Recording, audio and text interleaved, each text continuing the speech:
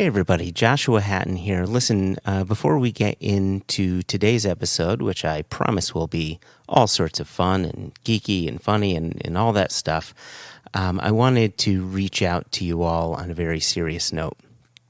My friend and next-door neighbor, unfortunately, was in an accident at a local beach. A wave had taken him, as well as the undertow, and threw him against the ground and unfortunately snapped his neck. He's been in the hospital for a bit over 2 weeks now. First intubated, now they have a trach. He can't really talk on his own. He can't really breathe on his own. He can't really move.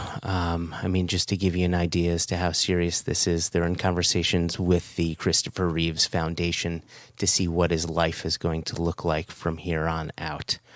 That being said, there is a lot of hope. He's got his wife Linda and his 3 kids, and they're all supporting him, and we want to support him too. They've got a GoFundMe set up right now, and I wanted to share that link with you all just in case you were interested in helping and donating to them as they try to deal with or grapple with their medical bills. So if you're interested in donating, my friend's name is John Van Steenbergen. And the GoFundMe, I actually made a bit.ly link for you just to try to make it a little easier. I'll post it in our Facebook group page, but I wanted to list it here too in case you had a pen, piece of paper, something like that. You can write it down. The link is bit.ly, so a bit.ly link, /3, and then lowercase v as in Victor, Y as in yellow, I as in indigo, and then uppercase V as in Victor, uppercase H as in Haida, and uppercase V as in Victor. Again, that link is for my friend John Van Steenbergen, who unfortunately broke his neck and is in a lot of need right now. Not expecting you to give. Should you give? I thank you. His family thanks you. Appreciate your time listening to this and all your support. So listen, let's hand it off to the show. Cheers. Thanks so much.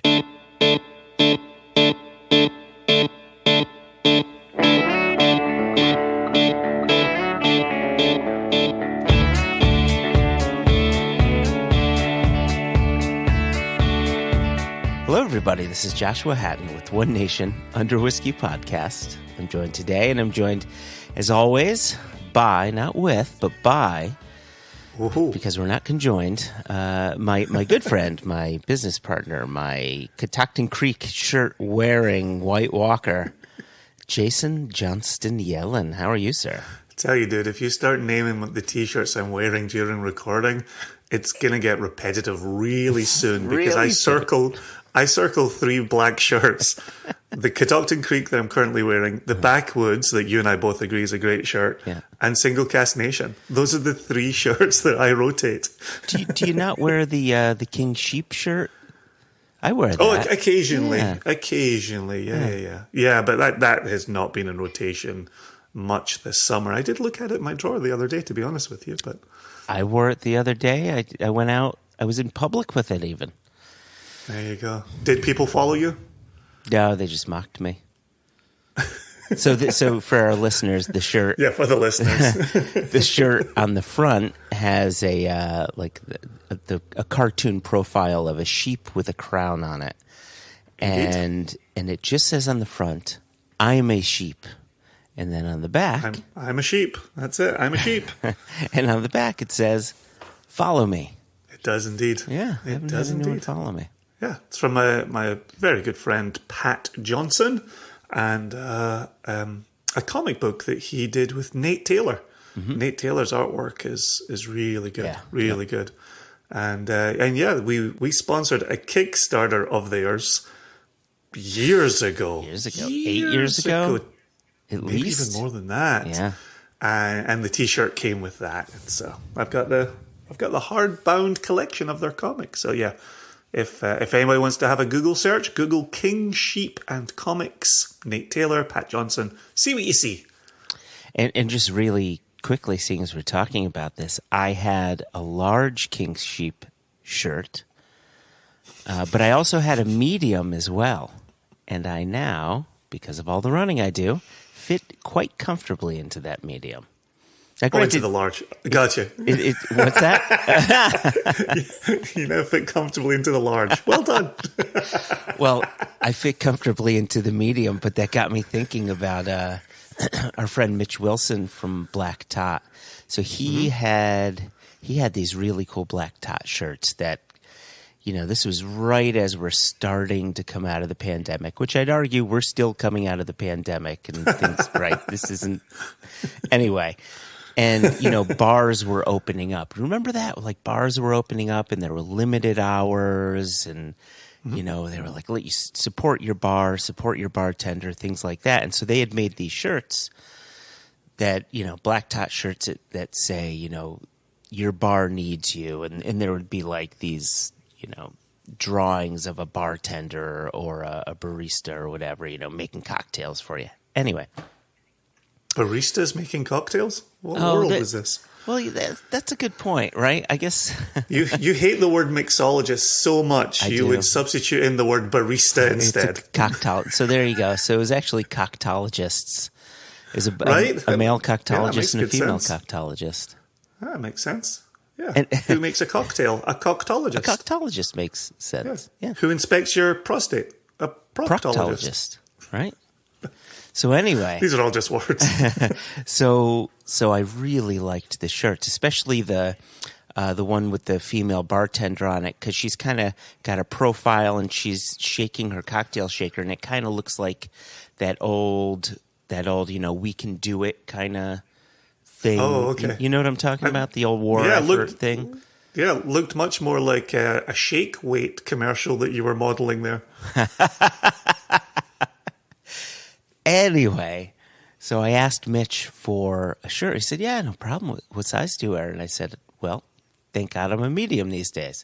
So he gave me 2 shirts, and I look at the tag, and it said L. And I'm like, you know what? He's so nice. He gave me 2 shirts. He didn't give me one. He gave me 2. He gave me the one with the male cocktologist and the one with the female cocktologist. I'm like, whatever.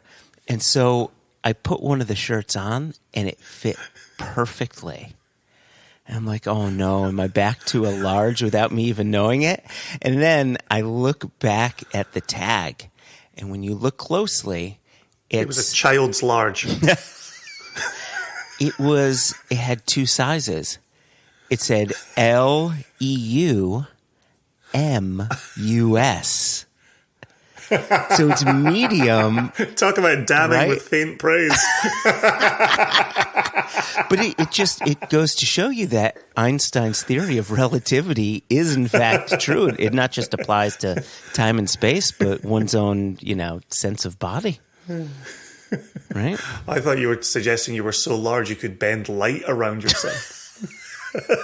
Changing subjects really quickly. So I've got 2 questions for you, but yes, sir. I want to lead with my first question. The second question has to do with today's guest. The first question has to do with... So if I'm following correctly, you're going to ask your first question first and your second question second, just to make sure I'm following? Yes. And Okay. First question has 2 words. First word has 1 syllable. Second word has 2 syllables. I tell you, do you know what podcasters don't do enough of? What's that? Mime.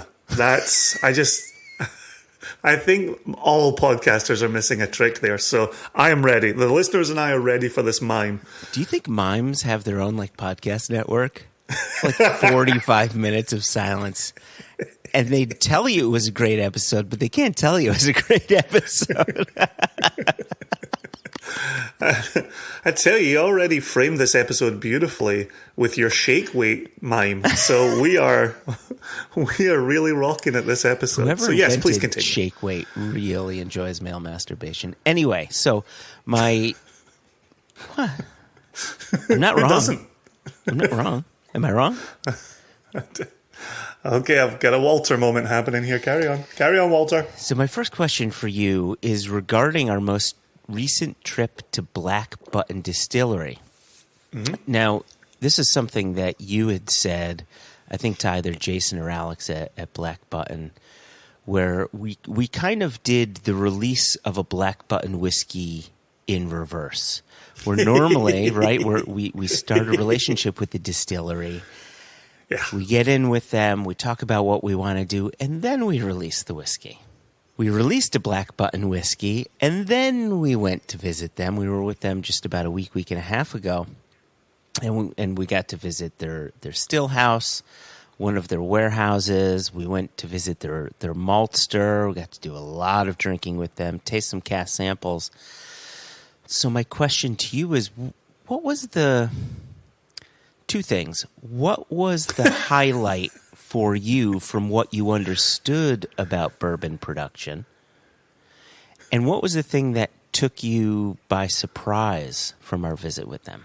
So the second one's being surprised. What was the first part of this first question? Well, we've been to our fair share of bourbon distilleries. What about their distillery stood out to you, having been to other distilleries? So by comparison to the other distilleries we had been to.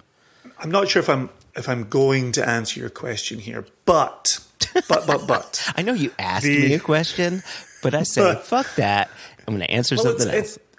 It's a point of commonality. Okay. Which is, when you walk in that door, the first thing you hear is, we are a small operation.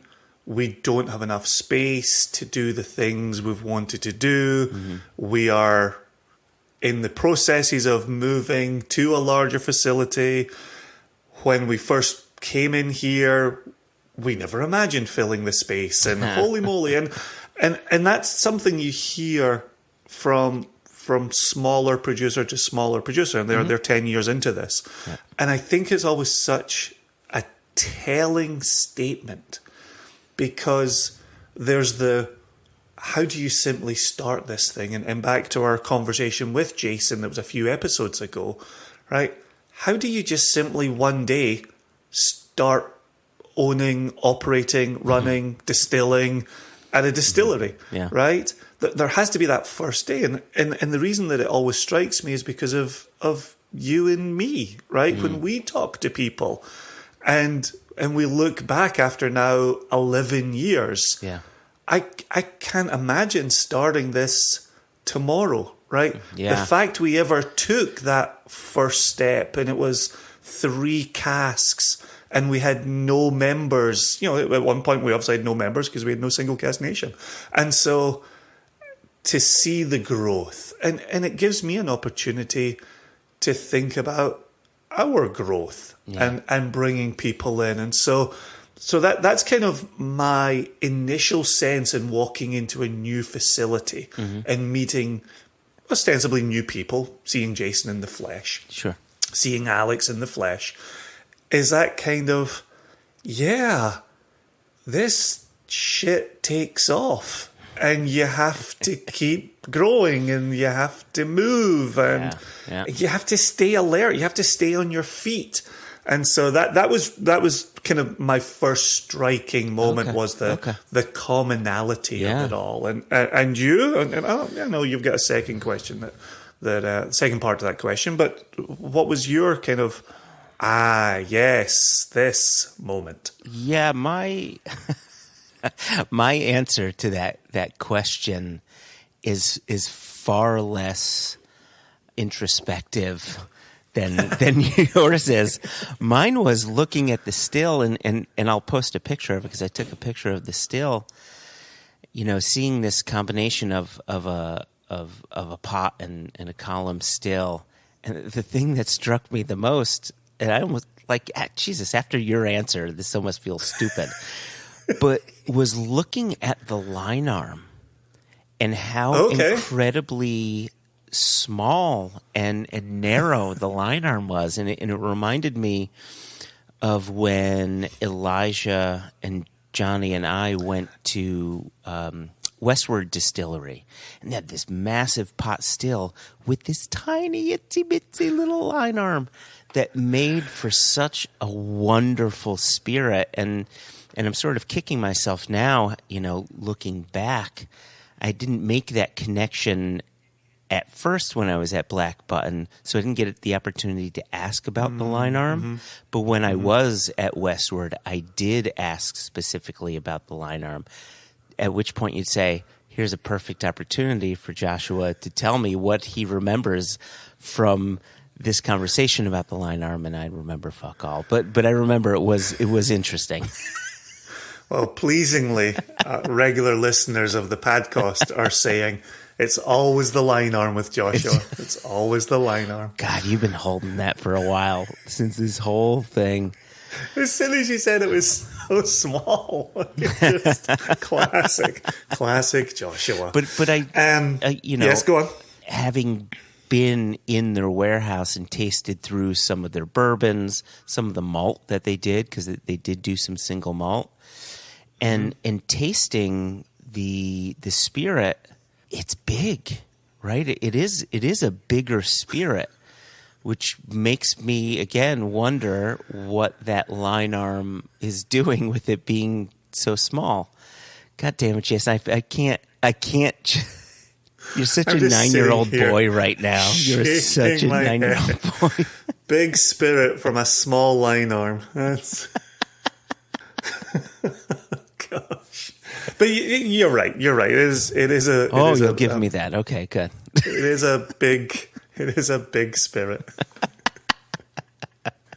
I've been racking my head. I've been taking advantage of you waxing lyrical about big spirits from small line arms. To think about your second part, which is what was most surprising, and every setup is unique and unto itself. But I feel like chicken tonight, chicken tonight. I don't feel like I was surprised by anything. Like the outgrowing the space within a decade, the needing more warehousing, the fact that everybody was lovely and everybody was deep into the craft of what they were producing. The fact that the tasting room was a lovely place to hang out. Okay, I'll tell you what. And this actually, I said this on site, and then it's built into their branding. Okay. Which is New York's urban farm distillery. I didn't think we were visiting a distillery on the very edge of downtown Rochester. I thought we were going out into the country amongst fields because we talked about farming so much. Yeah, sure. We talked about grain so much back in our interview with Jason.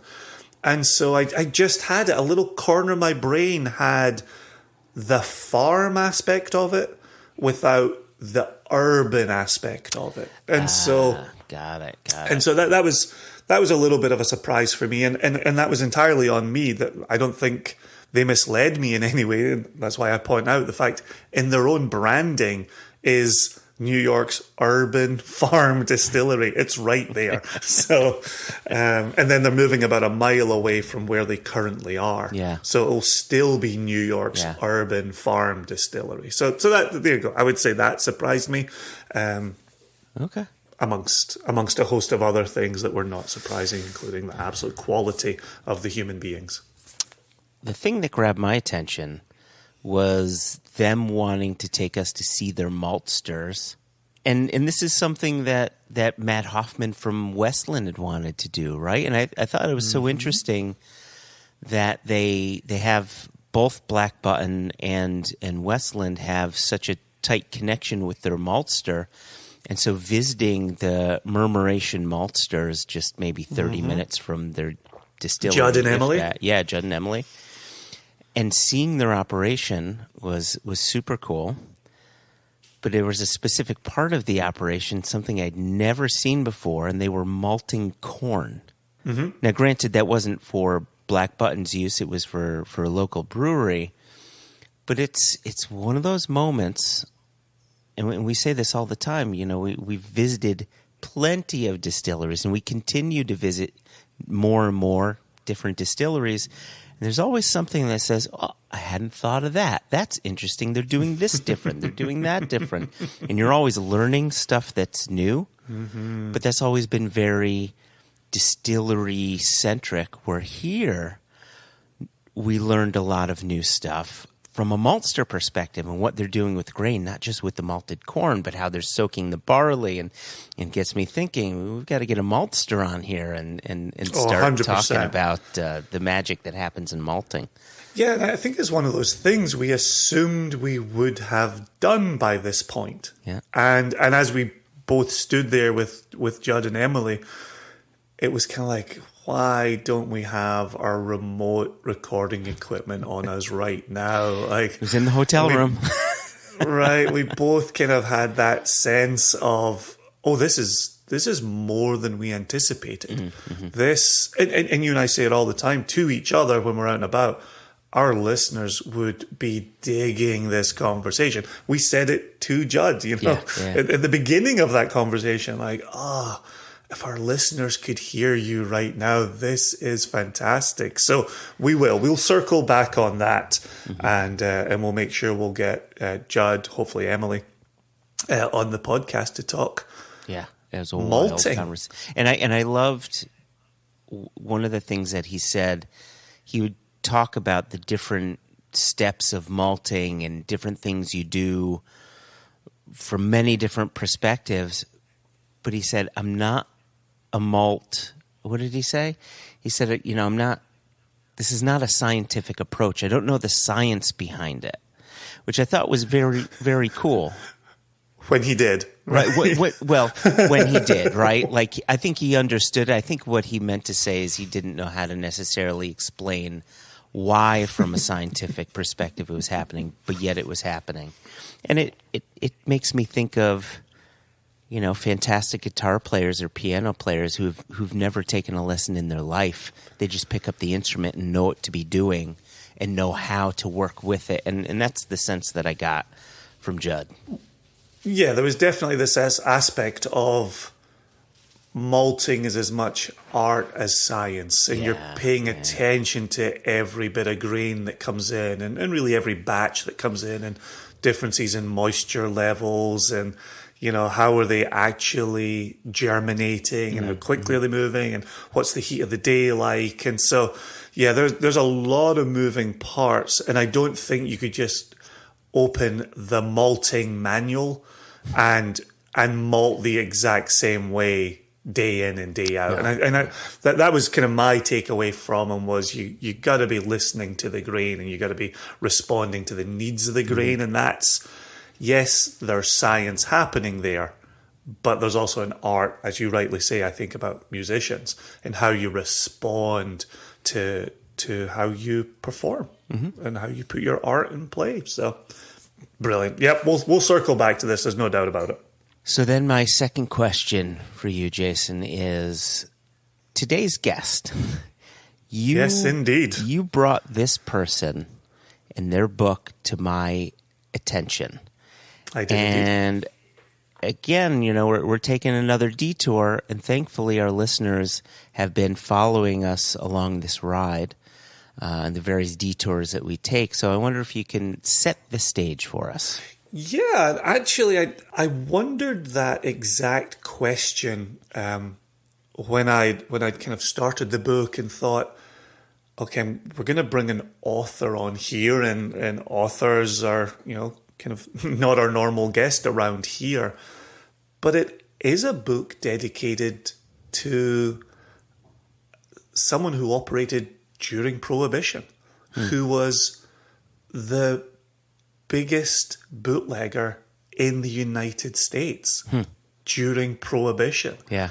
And the more I read the story, and it's narrative nonfiction, and so the more I'm reading this story, the more I'm thinking, oh, this is in the wheelhouse of One Nation Under Whiskey. This is what we talk about. And gosh, look at what we cover in Extra Extra as well, where we're talking about, decisions being made in 2022 on the back of pre-prohibition laws. Yeah. Right? Yeah, but sometimes I feel like we're shackled by the remnants of prohibition. Yeah. So the book is written by Karen Abbott. Okay. The title is The Ghosts of Eden Park. This is actually the second book I've read by Karen Abbott in the last, say, 12 months. The first one is Sin in the Second City.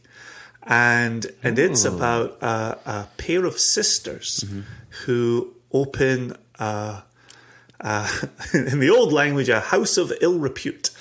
In Chicago, in very early doors Chicago as well, and they just make it the best.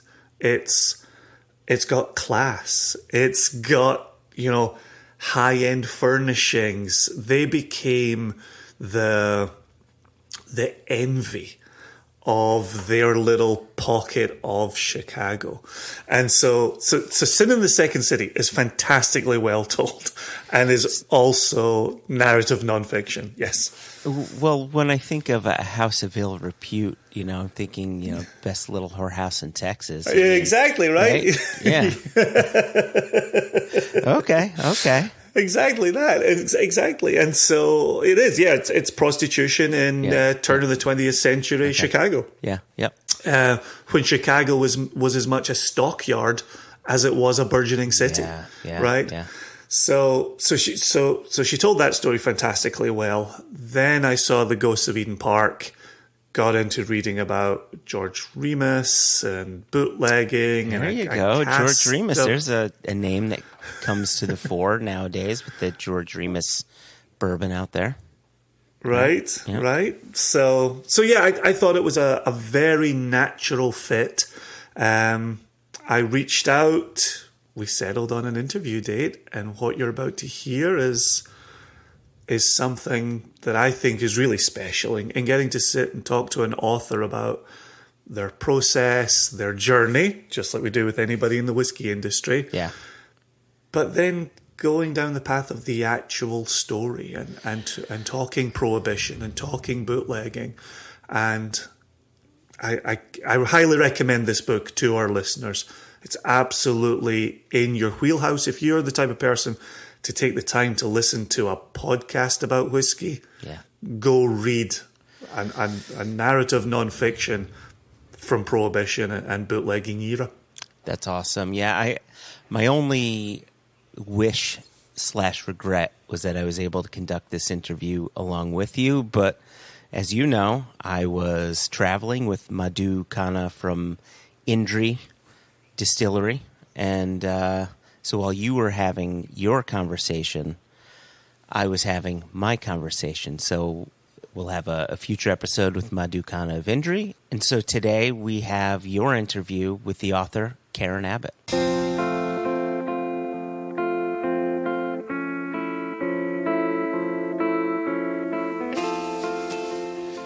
So welcome to the podcast.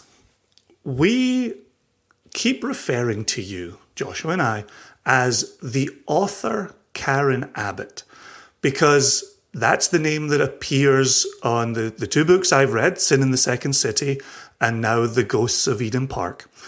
But I know you as Abbott Kahler, and there's a bit of a story behind that. Would you regale us with that story? Sure, I'm happy to regale. And first of all, thank you for having me on the show. I'm really excited to be chatting with you.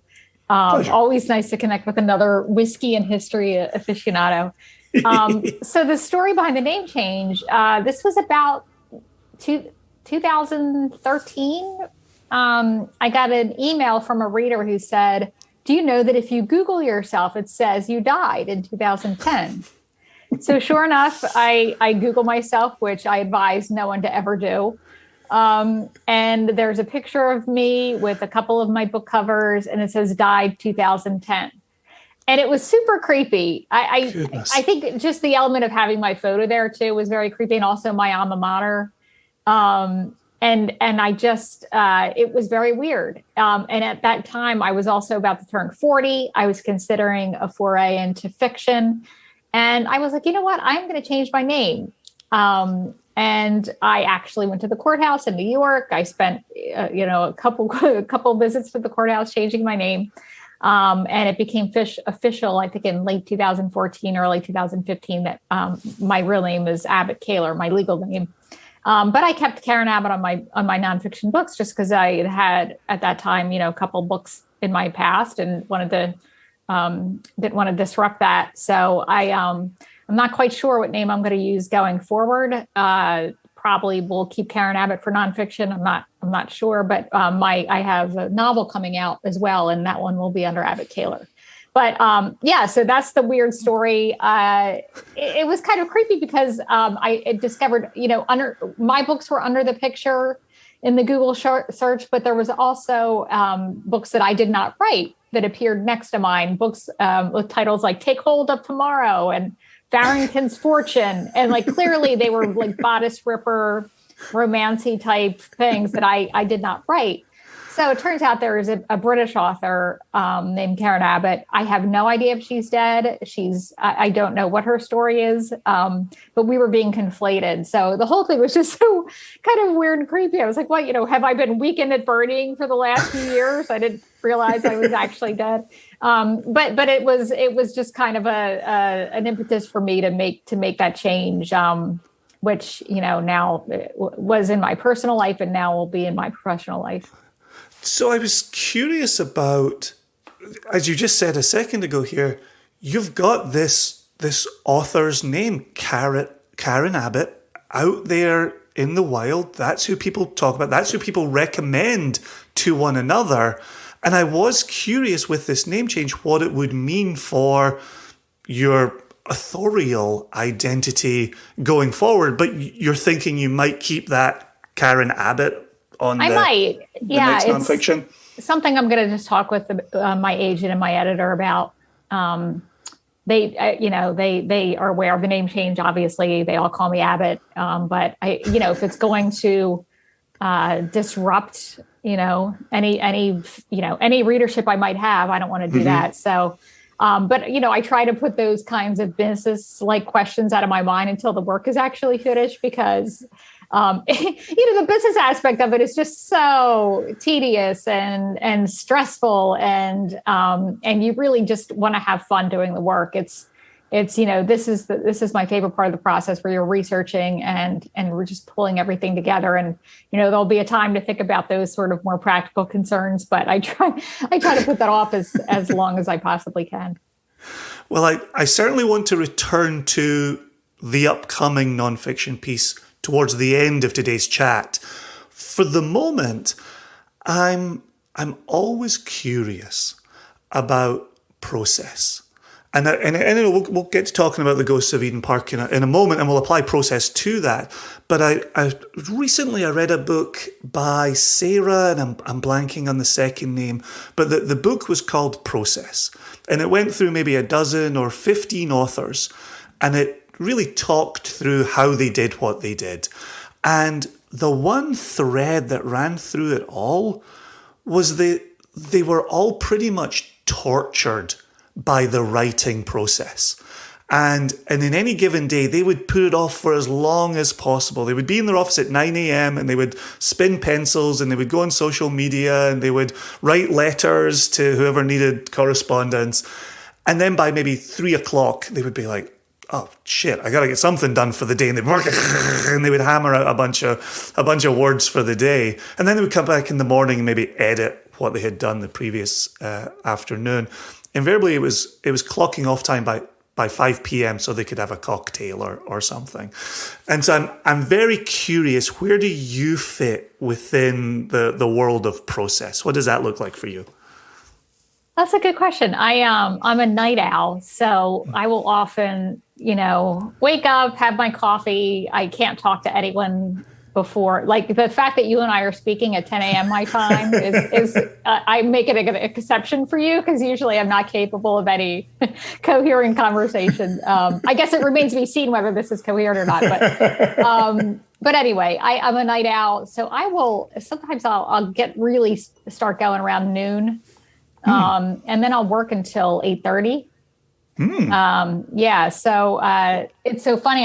I'll have friends who say, "Hey, want to meet for happy hour?" And I'm like, I'd love to, but it's the middle of my work day. I can't. I was like, "You want to meet at 9? Want to get a late nightcap?"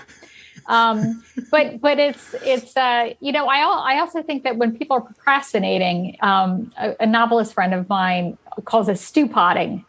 Even if you're ostensibly doing something else, your mind in the back of your mind, it's thinking about your story and your characters and what would organically happen next in your plot. And so I don't think all of that is wasted. I will clean. I'll walk around and clean in the morning, maybe sometimes, but at the same time, I'm thinking about, well, how am I going to start that next chapter? Or how can I change that dialogue? It's not quite right. This is in my fiction, of course. In my nonfiction, and I guess this is an interesting comparison. It's so much easier in a way because I don't have to make up dialogue. In fact, I can't make up dialogue. I have to adhere to what's in the historical record. You can't write bad dialogue in nonfiction, so it's impossible. But I'll do that. I will work until about 8:30. I keep a pad by my bed that if I wake up, I'm also a horrible insomniac. If I wake up in the middle of the night and I have a thought, I will make sure I can get it down because I've learned the hard way that it's sometimes those kinds of midnight epiphanies are very elusive and ephemeral. Mm-hmm. So I'll do that. And I try not to go back and edit what I did the day before, unless I know it's really, really off. If I think I ended it on an okay note, I'll keep going ahead because it's kind of like the more you distance you get from what you've done, the better and easier I think it is to go back and edit when you do go through it again. Interesting. So that's basically it. And I have my African gray parrot as my companion. He'll sometimes literally shit on my pages if they're spread out on the floor. If I'm looking at something, in a big picture way, I'll spread the pages on the floor. And if he shits on something, I have to take a second look at it. So that's pretty much my process. Okay, so I'm curious to circle back here to what you were saying there about dialogue. Do you ever find that having the dialogue in front of you can sometimes paint you into a narrative corner? As someone who also writes fiction, do you ever think, oh, I wish they'd said that like this, and that would have allowed me to advance the narrative in this other way? Do you ever get trapped by that hard and fast non-fiction dialogue? When you are writing nonfiction, especially historical nonfiction, sometimes the source material is so scarce that you are just happy to have any dialogue at all. It's one of the things I actually look for when I'm trying to decide which nonfiction story to do. What is the primary source material? And I have pretty specific criteria for what I think makes a good nonfiction book. The first one is, does it have a narrative arc?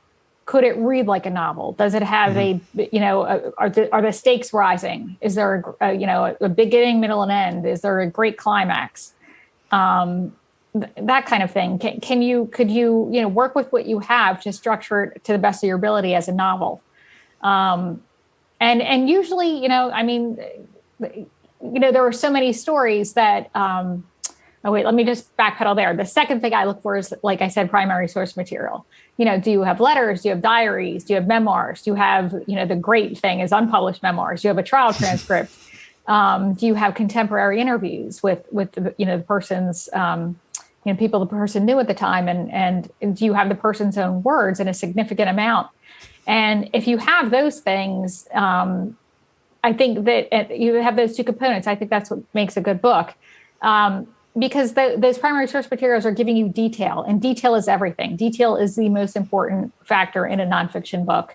If you don't have the stuff, the source material to make for good detail, the book is just going to read really shallow and hollow and kind of just superficially. And I like to say, people who do what I do, who write historical nonfiction, are in the business of time travel. I want somebody to sit down with my book and kind of feel disoriented when they put it down. what time period am I in? And, I just was in 1927. I'm like, whoa, what is this television? And I just want people to really feel so immersed that it's almost kind of, a struggle to get back into the world. And you cannot do that without detail. Well, and I think it goes in the other direction, speaking personally, in starting the Ghosts of Eden Park, we start in 1927. And so I go from picking up the book in 2022 to, okay, I'm in a park in Chicagoland in 1927. You've already got me in that time machine. And now I'm asking myself the question, okay, who am I meeting now that I'm opening the door of this time machine?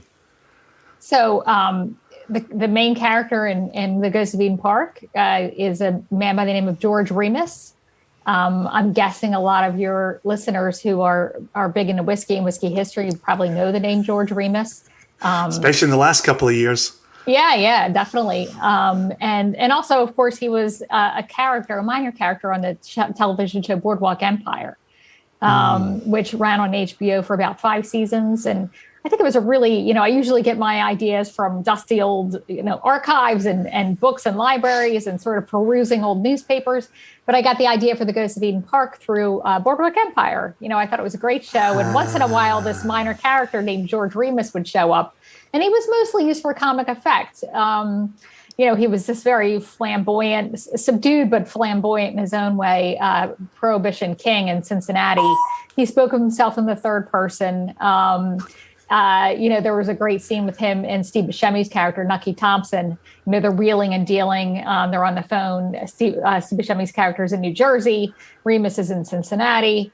And George Remus says to Steve Buscemi, actually, it's Glenn Fleshler, who plays a fantastic George Remus, says to Steve Buscemi's character, Remus finds you petty and resentful. In the third person. And Steve Buscemi's character says, oh, well, Remus can go fuck himself. It's just a great scene. And I wondered, there's so many like it. And I wondered if he was a real character. I had not heard of George Remus before that point. And indeed, George Remus was a real character in history. Indeed, he did speak of himself in the third person. And his real story, as I soon discovered, was so much more interesting and dramatic than anything that was portrayed on Boardwalk Empire. And I did a little digging to see what the primary source material was. And of course, I realized he would make a fantastic book. Your head must have exploded when you started unraveling that story. To go from a minor character to everything that you discovered about George Remus. Yeah, I think it's interesting because when people think of Prohibition, they think of Al Capone, of course. They think of Chicago. They think of the outfit. They think of, his whole operation out there. And before Capone, there was George Remus. And in terms of just selling whiskey and distributing whiskey and operating a whiskey business during Prohibition, George Remus was the more successful bootlegger. He just kind of got lost to history, I think, because he was not as outwardly flashy as Capone. He did not order these really gruesome murders, St. Valentine's Day Massacre. George Remus considered himself, I think, above that sort of thing. If he was going to do any nasty business, it would have been very quiet and private. And, he wasn't going to publicize that fact. But George Remus's empire did not last very long. So he kind of easily got overshadowed by Capone. And I just thought you really can't talk about the fantastic decade of the 1920s without talking about George Remus. It's such a quintessentially American story. George Remus was a German immigrant, who came here and was dirt poor, had to quit school to help his family just make ends meet, and ends up, I think the most staggering statistic, there were a couple of them, but at one point, George Remus owned 33% of all of the alcohol in the United States. If you stop at it, 1/3 of the entire supply of the alcohol in the United States belonged to one person. And he made, somewhere in the ballpark of $30 million in that short time period. $30 million, not in today's money, in 1921 money, which is just a staggering. I can't even fathom how vast his fortune was. Every time I read the numbers in your book, I reread them and I reread them again. And I did exactly what you just did there for our listeners, is I did that moment of, well, was that now money or was that then money? And the then money is breathtaking, absolutely breathtaking. And the parties that he threw as a result, the gifts that he gave as a result. I finished your book a couple of weeks ago. I still think about his New Year's Eve party. Oh yeah, that was a lot of fun. Describe. That one was really a lot of fun. I mean, it kind of became, I think if anyone does know about George Remus, they often think about that New Year's Eve party. It's kind of the legend that really persevered. And I think partly because his lavish parties are one of the reasons that people believe he was an inspiration for F. Scott Fitzgerald in the creation of Jay Gatsby. And just to talk about these party favors for a minute, he had this grand New Year's Eve party in 1921, showing off his brand new renovated Cincinnati mansion. He gave out a diamond stick pin for all the men. All the women got a brand new car. Decades before Oprah, you get a car and you get a car. All the women got a brand new car. And he put underneath each guest plate, he put $1,000 bill. And just to put that all into perspective, at that time, $1,200 was the average annual salary. And he put $1,000 bill under everybody's plate. And, there's no hard evidence that George Remus and F. Scott Fitzgerald ever met, although they were in Kentucky around the same time period. There's no hard evidence. But I think that the similarities between them are conspicuous. They both owned a string of pharmacies. They both were in love with an enigmatic woman. They both threw these lavish parties. And, Fitzgerald wrote that Gatsby sprang from a platonic conception of himself and that he kind of, longed to inhabit a world that didn't quite welcome him. And I think Remus was in the same boat. They both had that sort of sense of melancholy that sort of ran throughout their lives, that sense of not belonging. But I also wonder if there's that sense of you have the money, but what else do you have? And there's that sense of who am I? What am I becoming? And the money seemed to become, and I'm talking for Gatsby and for Remus here, it seemed about more than the money for Remus, where it almost seemed like, even to him talking about himself in the third person, where he almost wanted to be known. He wanted to make a statement, and $1,000 bill under a dinner plate makes a statement.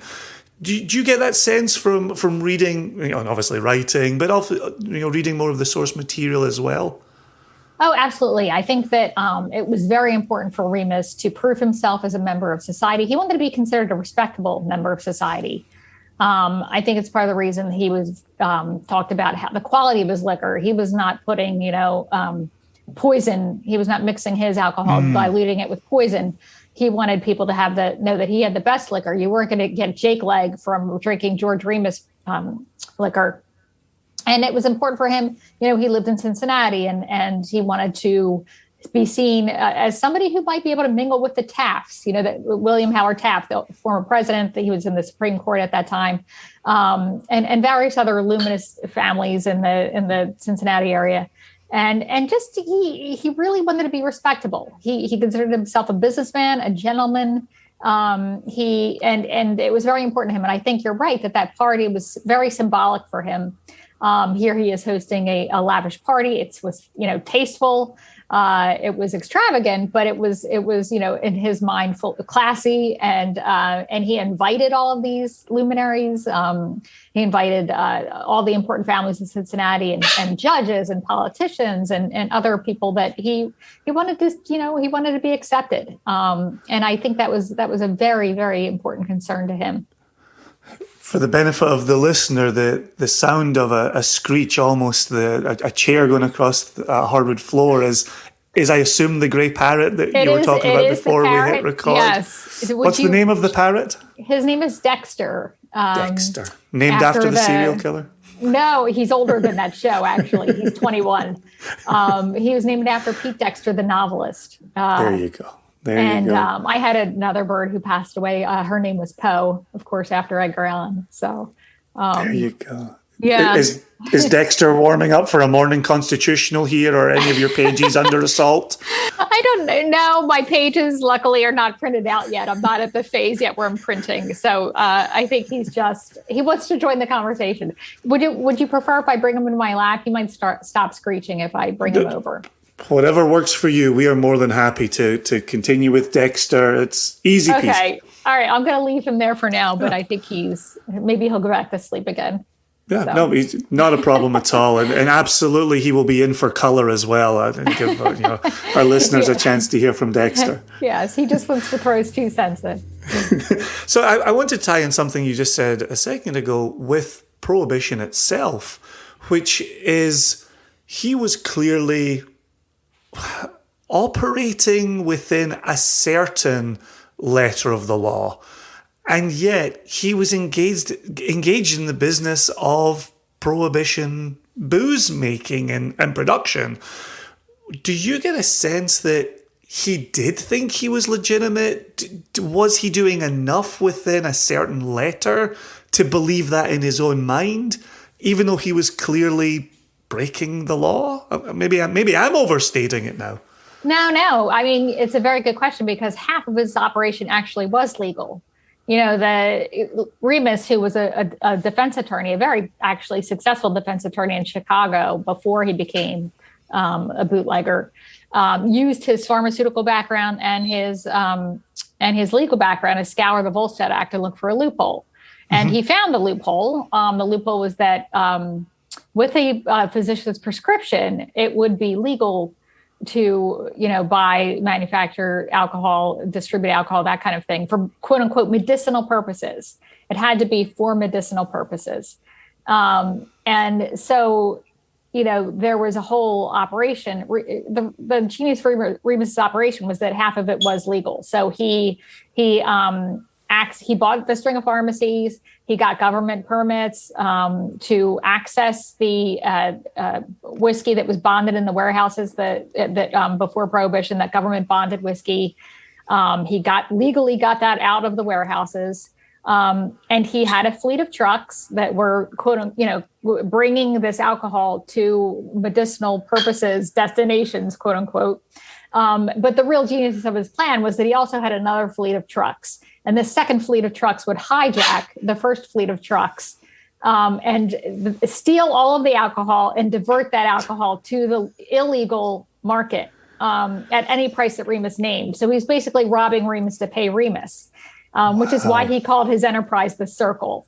And it was sort of the genius of it. He found this loophole. He exploited it brilliantly. And they're so far along the process, it was all legal and fine. It's just at that very end when he had the hijacking and the diversion of the alcohol that things really stepped over the law. So I have to be perfectly honest with you here. I read your book in 36 hours. I just absolutely destroyed it. I could not put it down. It literally was something I could not put down. But what that has led to is earlier on when I talked about 1927 in Chicagoland, that might not be in Chicagoland, or were they back in Chicagoland at that point? Well, first of all, thank you for reading my book so quickly and for the ringing endorsement. I appreciate it. But yes, the book starts in 1927 in Cincinnati. He met Imogene, who became his second wife. He met her in Cincinnati. She was the dust girl, quote unquote, in his office, which is what they called, I guess, the cleaning person at that time. And then they moved to Cincinnati because it was a strategic location. I think it was something like most of the country's pre-Prohibition bonded whiskey was stored in warehouses within 300 miles of Cincinnati. And so it just became a strategic location for him. It was a growing city. It was a transportation hub. You could easily reach other cities from Cincinnati. And then they're in Cincinnati from then on. So in 1927, which is actually, I open with a scene toward the end of the book.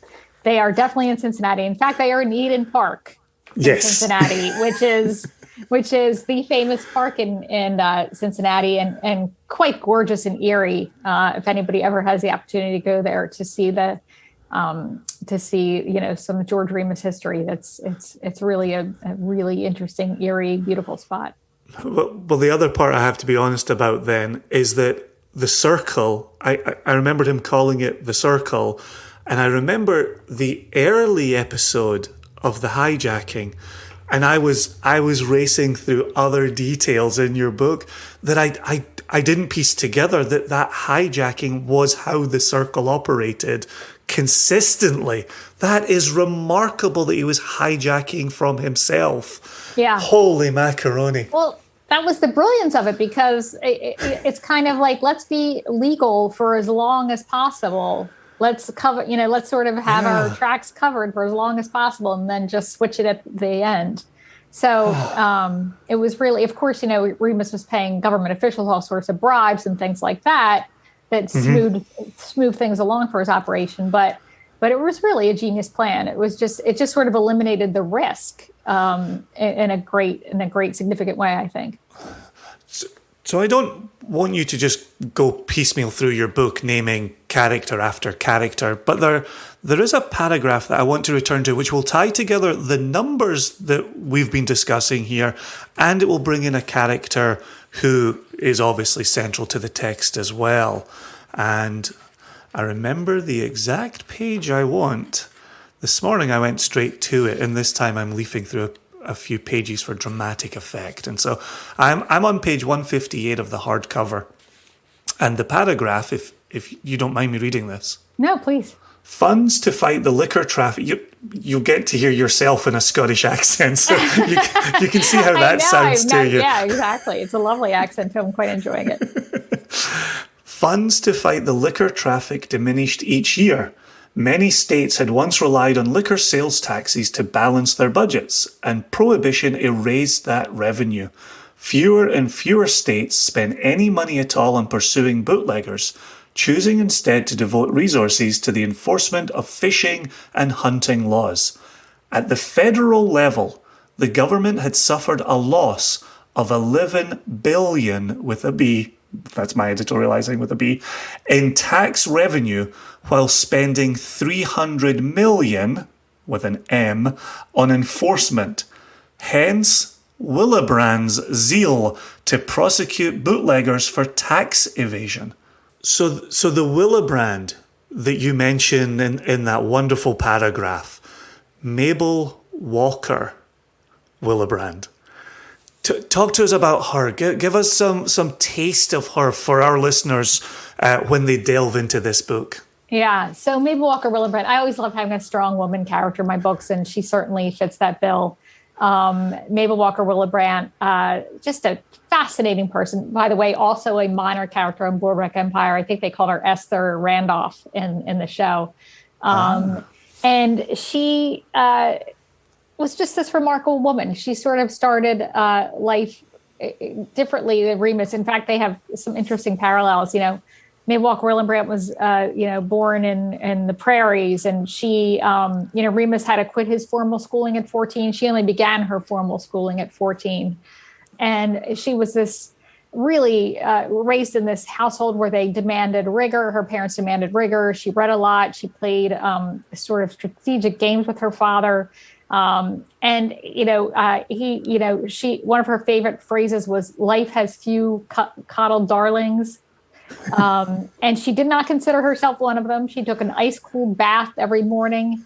One of my favorite childhood anecdotes about her was that she once bit a pet cat's ear, and to teach her a lesson, her father bit her ear in turn, which is so strange, but it's just kind of just shows you she was not sheltered. She, sort of whatever she gave out, she had to take as well. And she was remarkable. So what happened? She was a woman who put herself through law school. She went to California.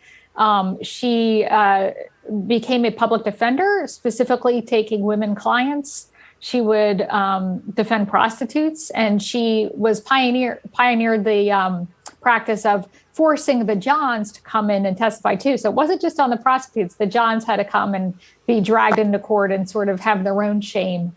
And so that was a big accomplishment for her. And, the government at this time, Willebrandt ended up becoming the second assistant attorney general of the United States. The Republican Party, of which Willebrandt was a member, very different from today's Republican Party, I should say. They were eager to curry favor with the recently triumphant suffragists, women getting the right to vote. So they're going to replace the first one with Willebrandt. And, when she was called upon and when she was appointed by Lauren Harding, for this position, she was only 32 years old. She was 5 years out of law school, and she had never prosecuted a single case in her entire career. And suddenly she's in charge of thousands and thousands of prohibition cases across the country, including cases against George Remus. And I think it's fair to say that her crooked bosses in the White House, Harding included, and her boss included Harry Doherty, all of these men who had quid pro quo and bribe arrangements with Remus and other bootleggers, they've said, let's just put the little lady in there. She's going to be inefficient. She's inexperienced. She's not going to know what she's doing. She's going to be overwhelmed. And of course, Willebrandt gets in there and just begins kicking ass.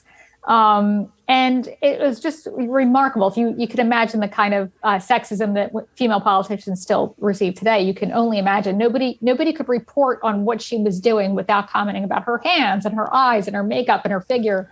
And she would write these really great letters to her parents saying, I wish they would stop focusing on that girly stuff, quote unquote, girly stuff, and just talk about my policy. Let's talk about what I'm working on. Let's talk about my accomplishments. And to make matters even more difficult for Willebrandt, she was almost entirely deaf. And she had hearing aids, and she would spend an hour each morning arranging her hair to cover her hearing aids. She didn't want people to know that she was working with that handicap. And she wrote these, in letters to her parents. Fortunately, there were many letters to her parents that I was able to go through. She talked about how frustrating this was for her. And, if they think I'm good now, imagine how good I would be if I could actually hear the nuances of the conversation, if I could actually hear what my opponents are saying. I just think she was absolutely incredible. And as one of her friends said later on, I think it was one of the lawyers involved with Watergate said, if Mabel had worn trousers, she would have been president. So, Is there a part for you in writing about Mabel where there's a certain frustration that everything you just said a moment ago and that you talk about in the book, where her figure, her hair, these qualities were included every time, and she says, I wish they would focus on my policies. I feel like you're writing historical nonfiction from 100 years ago, and we're no further forward.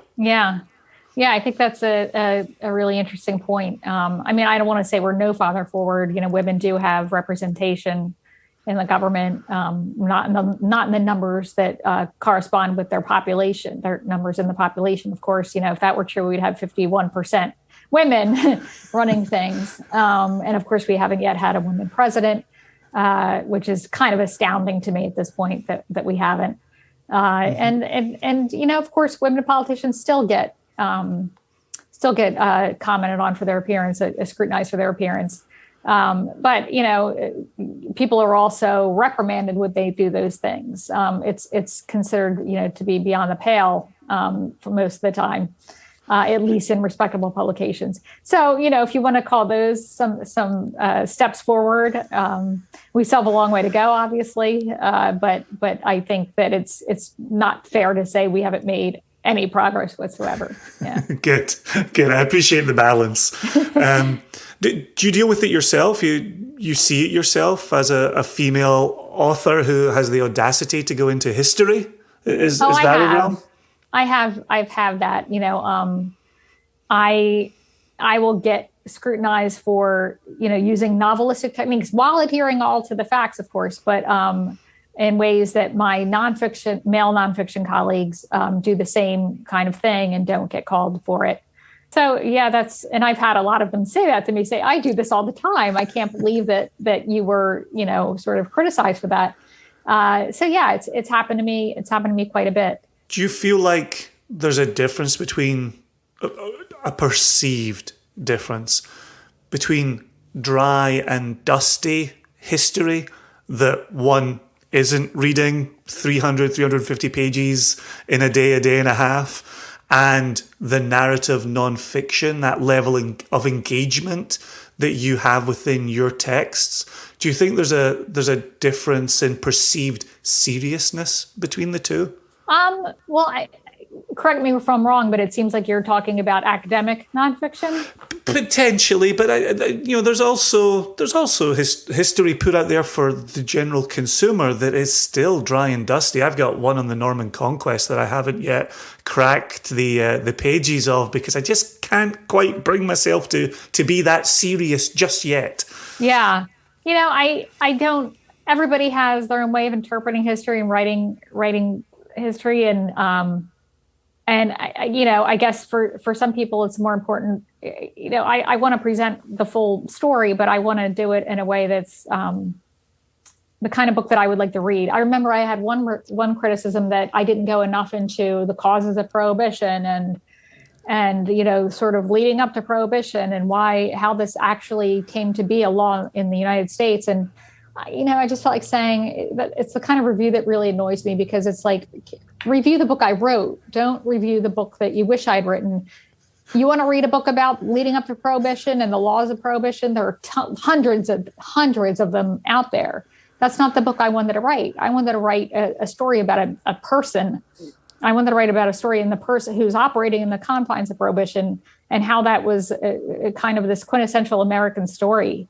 And the drama that surrounded that, and how this drama could only ever have taken place in the 1920s. There is no other decade in which George Remus could have existed in the way that he did. That's the book I wanted to write.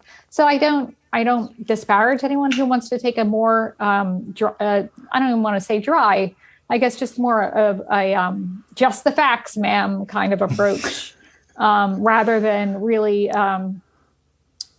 sort of focus on the storytelling aspect of it.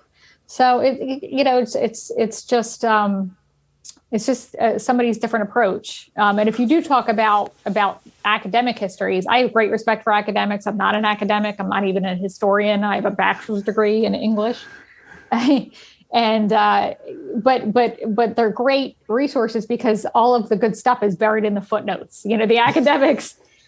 All of the good stuff is buried in the footnotes. So I thank them greatly for the tremendous amount of research they did. I go right to the footnotes and look to see what story is being buried in there. And again, not to disparage academics, it's a totally, they have a different point, they have a different focus, they have a different objective in their work. But I feel like it's almost apples and oranges, really. Well, and for the record, I'm married to an academic. One of my very best friends is an academic historian. Oh, I have. I know. It's kind of like you're just saying, well, I have friends that are academics. No, I do as well. And I really, I'm just, I did not have that level of schooling. So I've got at least two questions rattling around in my brain right now, and I'll try and get them both. But there's a part of this where there's a damned if you do, damned if you don't, right? If you had spent more time writing about the history of prohibition, I would have had an opportunity to say, oh, I wish these pages weren't in here, right? And let's get back to these characters who are so incredibly well drawn and incredibly well developed. And so I could have gone the other way to that review that you had there. And I think you're spot on to say, if that's what floats your boat, go read about that somewhere else. Which then has the question here of there's a point in the acknowledgements, I want to say, where you're talking about just one experience where you went and scanned 5,500 pages of a trial, and that's already suggesting you've got a lot of information, and I know you've done a wealth of research beyond those 5,500 pages. How do you decide what goes in, what stays out, and when do you decide when the research has to come to an end? Because I imagine that's quite an appealing part of the process for you. Oh, it's my favorite part of the process. There's nothing more fun than going off to a location and researching. I think I'm not even exaggerating when I say it was one of the best weeks of my life to sit there in that library in this dank. It was at the New Haven, Yale University Law Library, New Haven, Connecticut. And just parked myself in there from morning to night. I think I brought like a bag of nuts that I would surreptitiously eat when nobody was looking. Throughout the day, I barely took any breaks at all. And it was just this wonderful. Also, there was this wonderful overhead scanner. I have a picture of it that I actually use in my slideshow. It was just this. I know it's going to sound weird, but if there's any researchers out there, it was just gorgeous. I mean, it was like the sexiest piece of machinery I've ever seen in my life. This overhead scanner. Usually it's such a pain to Xerox things. You have to lug the book around. You have to align the pages. You have to make sure everything is correct in the scanner. But this was just, you press the button and this brilliant sunlight came and just came and Xeroxed your pages. And that 5,500 page transcript had just some of the most incredible detail. When I talk about dialogue, a lot of it was in there. I realized at some point during this week of researching this transcript or copying this transcript that I could write this book as a nonfiction whodunit.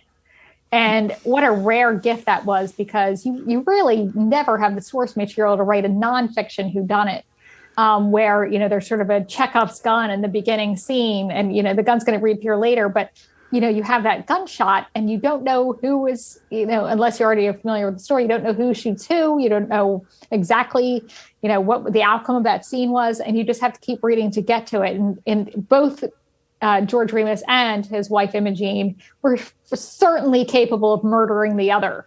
So it was definitely an even, 50-50 chance on who's going to get shot here. And it was just so much fun to do that. And so it took me about 4 months to go through this child transcript. And I think the resulting outline was about 97,000 words, which was almost the length of the book itself, which doesn't even compare with the outline I had to do for my next nonfiction, Then Came the Devil, which is at 102,000 words. So yeah, but it's the most, it's fun. It's the most fun part of the process. You're like a detective, you don't know what you're going to find next. And just the process of going through that and figuring out what is necessary, what is a great detail, where it goes. It's just like an enormous puzzle.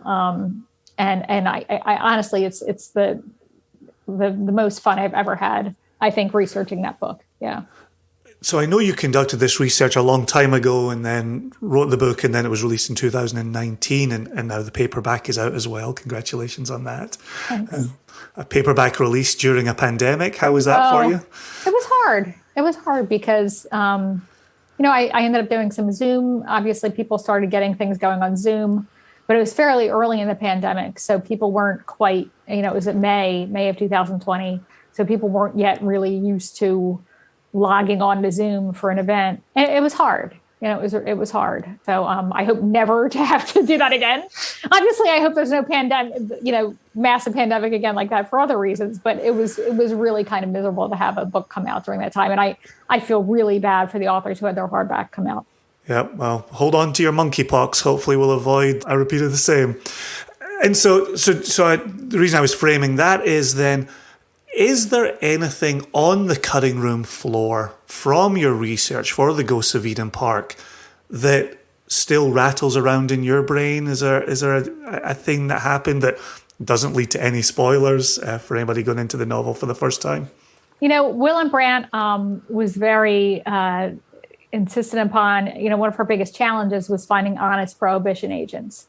And, of course, the one she really thought was great, Franklin Dodge, ended up being a major, not the person that she had hoped he was. Of course, he gets tied up with George and Imogene.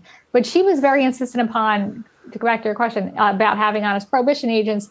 And I did a lot of research on the kind of agents that were being employed at that time. And there were some fascinating characters. Izzy and Mo was this duo who, and I don't even know if they were honest all of the time, but there was this duo who would dress up in costume, and these very elaborate costumes. They would, dress up as old women or a sort of I think there was one, they would dress up as bartenders themselves. I can't remember all the things, but they had these very flamboyant way of entrapping bootleggers. And there was also a female prohibition agent who was fascinating. There were a couple of them, but there was one who really stood out. She was known to be very brave. She was quick with a gun. Her name was Daisy Simpson, I think her name was. She had kind of a sad story at the end. She got addicted to drugs and had to leave service. But I could have gone on a huge tangent about various prohibition agents who were employed during this time. And although it would have been interesting, it just wasn't, didn't have a place in my book. And the same thing about all the way that people were smuggling alcohol. I talk about this a lot on my slideshow when I do events. The various kinds of flasks and contraptions that people would make. There were flasks that looked like books and flasks that looked like canes, and women were, shoving alcohol in all kinds of body parts and fake breasts and that kind of thing. And the fascinating fact that male prohibition agents, most of whom were male, there were several laws in many states about it was illegal to search a woman. Illegal for a man to search a woman. And women took full advantage of this, of course, and therefore just put alcohol in every conceivable body part that they could think of. So those kinds of things. Even if I touch on it briefly, I could have spent a couple pages on that, and it wouldn't have served the greater narrative, so it had to go. Have you found yourself searching out or collecting any of those types of flasks? Has that held any interest for you? I did, actually. I bought the original ones are incredibly expensive. But I bought a reproduction prohibition cane flask where it looks like just a regular gentleman's cane. If you unscrew the section, there's a glass vial inside. And you can put your alcohol in there, and then you would, surreptitiously pour it into your coffee or whatever. There's a woman, a great picture of a woman smiling widely as she does this in a cafe. Actually, when the bars opened back up after, during the pandemic, when things were starting to open again, one of the first things I did was I went to a bar with my little flask and said, "Oh, it's gonna celebrate the Roaring 20s." So that is awesome. That's absolutely excellent. Well, in terms, you've seen me sipping along during the interview, despite it being early in the morning. My coffee is not too far away, but I've been sipping on the Old Forester, the 1920 Prohibition style release, and it's just so delicious. Absolutely fantastic. And trying to get myself into that time period that we're discussing the morning. This is professional. It's a professional move, Abbott. Absolutely. I wholly endorse that. Did you know much about Prohibition going into it? And then, in addition to that, and what was your love of spirits going into the research on this and then the ultimate writing?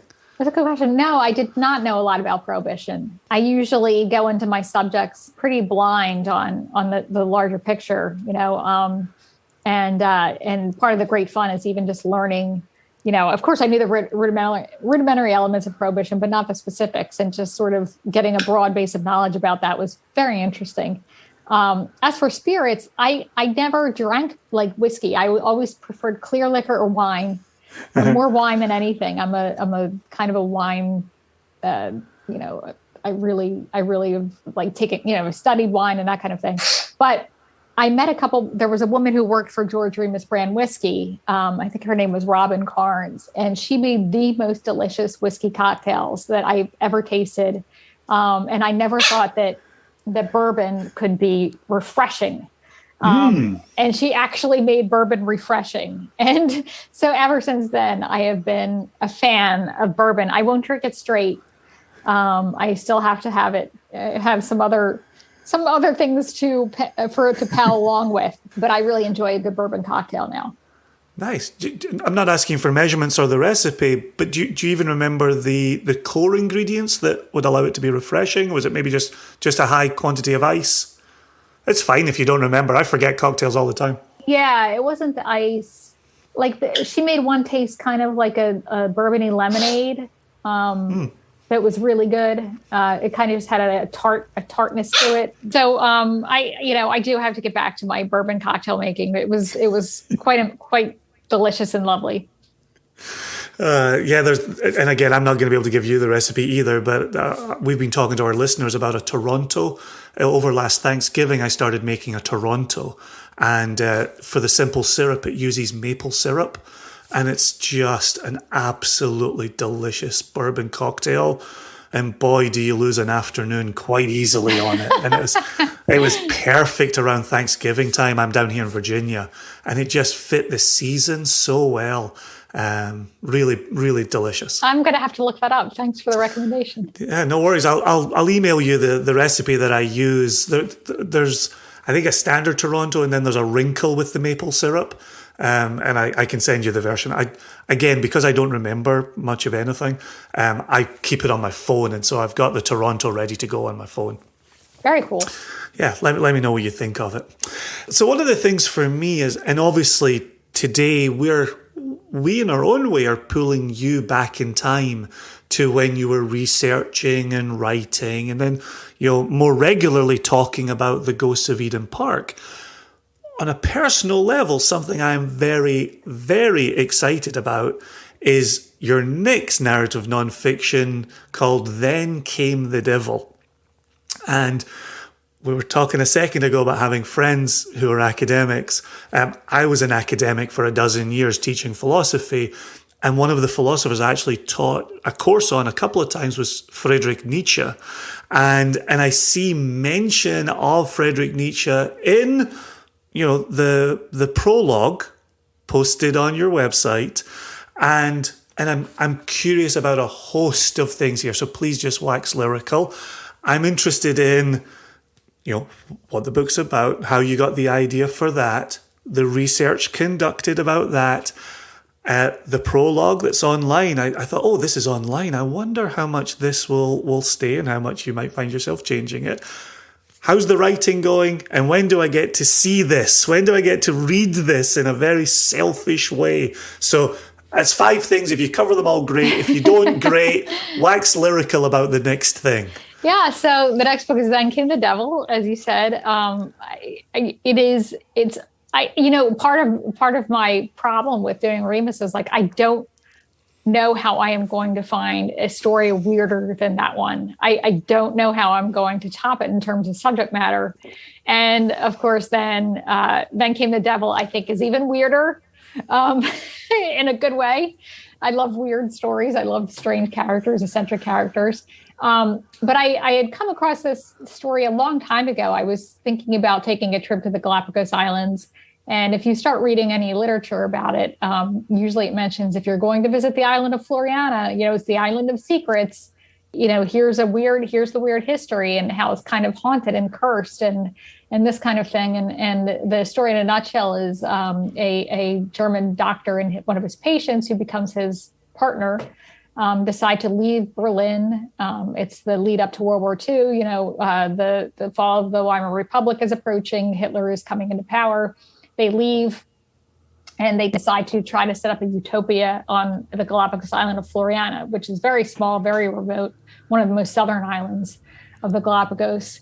I just visited there in May, and it still only has about 200 people on the island. Everybody knows everybody. There's 2 bars. Of course, I had to go to both of them.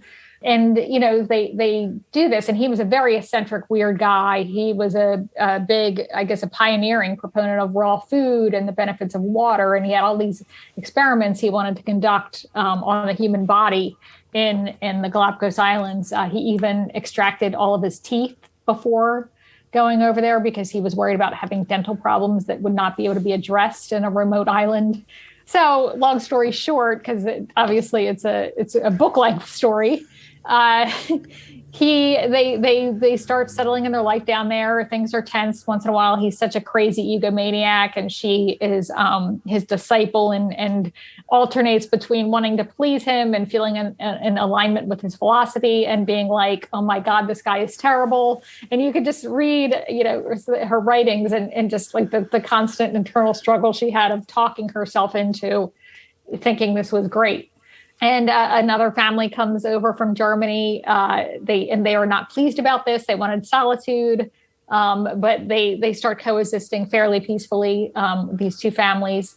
But then all hell breaks loose, of course, when a woman calling herself the Baroness arrives with 2 lovers in tow, and she proclaims that she's going to turn the island of Floriana into Miami and build an American-style hotel. And meanwhile, American explorers are starting to come over and be fascinated by these people. There's competition and just sort of all kinds of nefarious happenings. And in the end, a couple of people are dead, a couple of people are murdered, and the American explorers are sort of left to pick up the pieces and try to solve the mystery of what happened. And I'm having just as much fun researching the American explorers. They had a really huge hand in the story.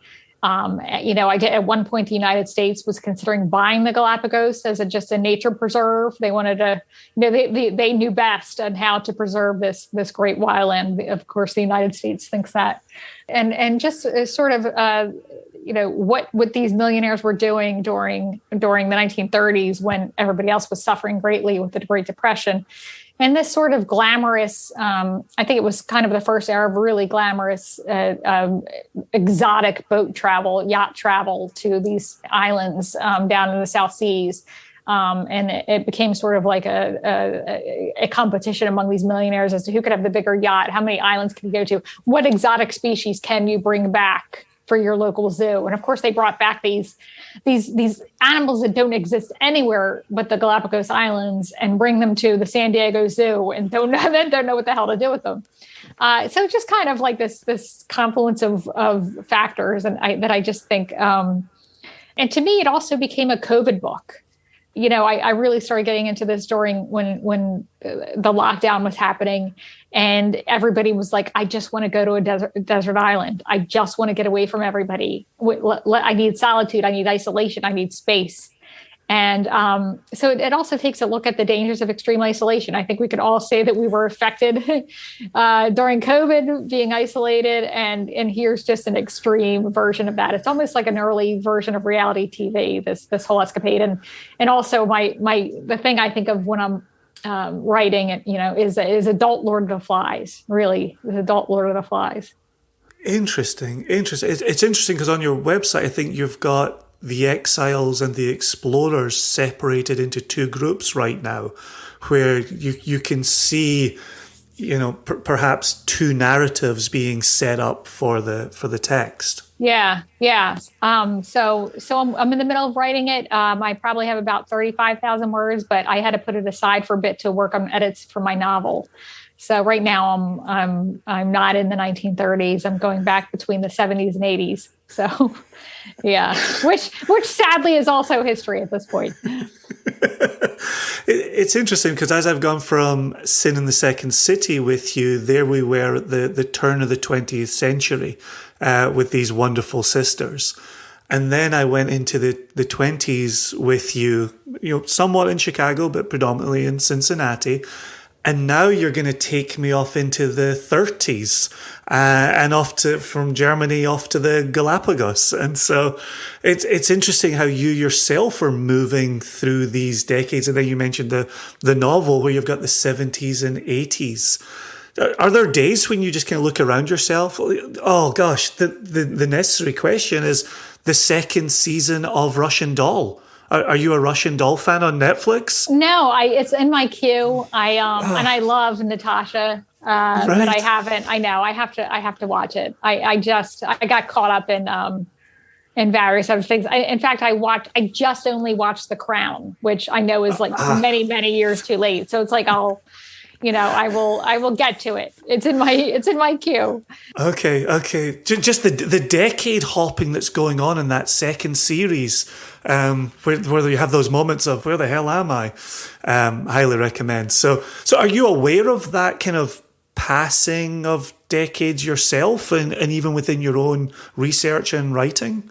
Yeah, I try not to visit the same. I mean, I would revisit the same decade if it's an entirely different story, but I haven't done that yet so far in my nonfiction. The time, the setting of obviously the year and the era a book takes place is just part of its setting. So it's kind of like, in addition to familiarizing yourself with the characters and the plot and the sort of subtext of what these people were doing, you're also looking at what did the 1930s look like? What kind of radios were there? What would a yacht look like in the 1930s? What were they wearing? What music were they listening to? what kind of thing, exactly what was happening with the recession? How much was the price of a loaf of bread at that time? How much more difficult would it have been to be living on a remote island where, I mean, one of the things I learned by traveling over there was I can't even imagine living there today. And even with the conveniences of electricity and Wi-Fi, spotty Wi-Fi, but Wi-Fi. And these people were going over there in the 1930s when they had none of that. And also this woman had multiple sclerosis. I mean, and it was kind of like just to get a pail of water, you had to trek miles, and just kind of remarkable. So I just think that whatever you're setting your book in, it's just as important to focus on the minutia of how the world had shifted in that space as it is to look at your characters and your plot and your outline and where you think the story's going to go and how can you arrange the parts into the most satisfying whole. I tell Dexter is saying, listen, you've been talking to this jamoke for far too long. You got to pay attention to me at some point. I'm so sorry. No, not in the slightest. This is wonderful color. We're keeping in Dexter for the listeners. But I have many, many more questions, but I'm going to get you out on one more, which is we speak to producers of whiskey about the passage of time. And so when you make new make today and that goes into a cask, you might not see it. We might not see it as a consumer for 3 years, 5 years, 10, 12, 30, right? And I always ask the producer of that whiskey, do you get impatient? And my closing question for you, Abbott, is we're sitting here talking about all the work you've done, all the research, all the writing, then the going out and the selling the book as it exists out in the world. And then I show up and I say, I read that in 24, 36 hours. When are you giving me the next thing, right? Time for me as a consumer looks very different for you as the producer. And so how does it feel to know that there's time for you to be putting in here? There's a certain exploration and research and writing, and people who are now dedicated fans of yours are saying, next thing, next thing, next thing. What's that like?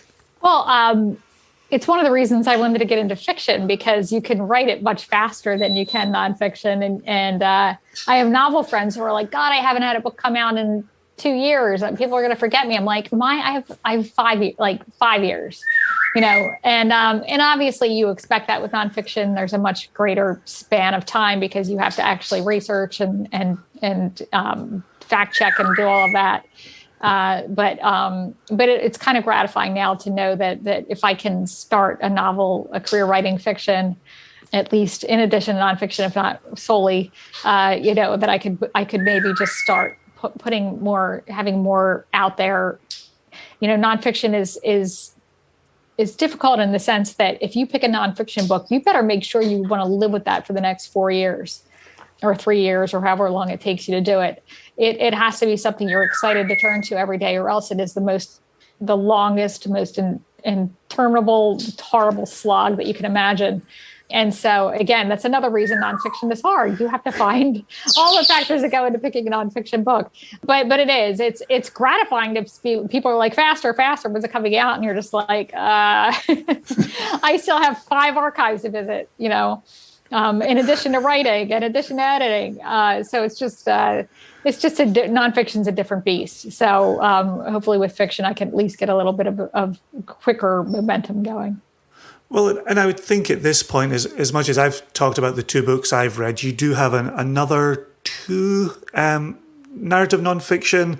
Yes. One on the Civil War. And one on Gypsy Rose Lee and the sort of entertainment of the 20th century. Yeah. And so while I am impatiently waiting for Then Came the Devil, you're going to get me to read about the Civil War, which is something I just simply don't read about. I read about so many other things. Yeah. But living in Virginia, yeah, there's a lot of, it's all around you. Yeah. Which is also why I'd spend a lot of time avoiding it. You go out for a loaf of bread, you go past a Civil War site. No, it's true. I used to live in Atlanta. In fact, I got the idea for that book while I was living in Atlanta and stuck behind a pickup truck with a bumper sticker that said, "Don't blame me. I voted for Jeff Davis." Which, so perfect.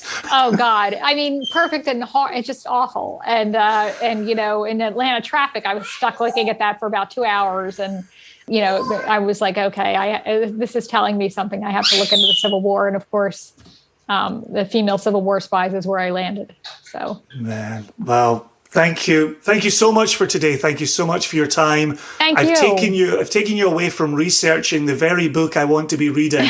Well, I hope we get a chance to speak again when Then Came the Devil comes out. That would be fantastic. Thank you ever so much. Thank you so much.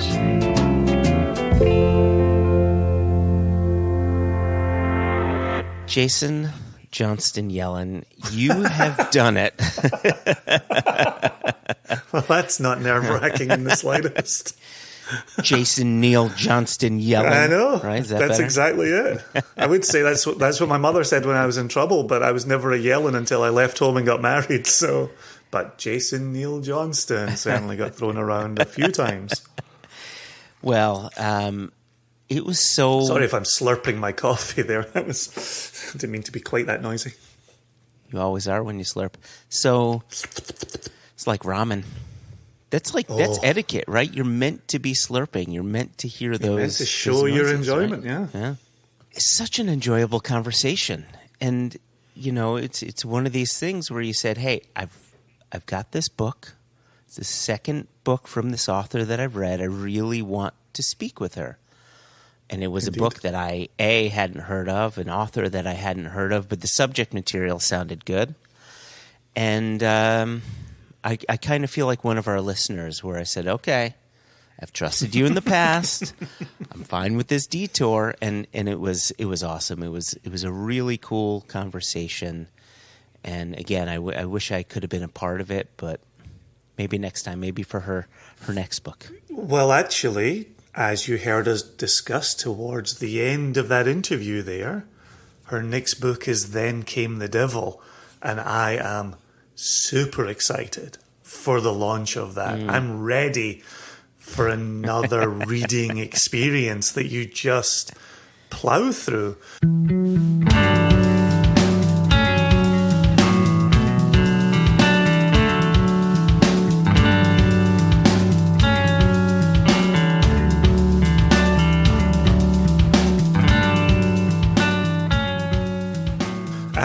Very quickly, before we do move on here, Seabass, yes, Christopher Sebastian, who we mention a bit here, he and I often have some book recommendations going back and forth. Yeah. And I had reached out to him to say, dude, you have to check out The Ghosts of Eden Park.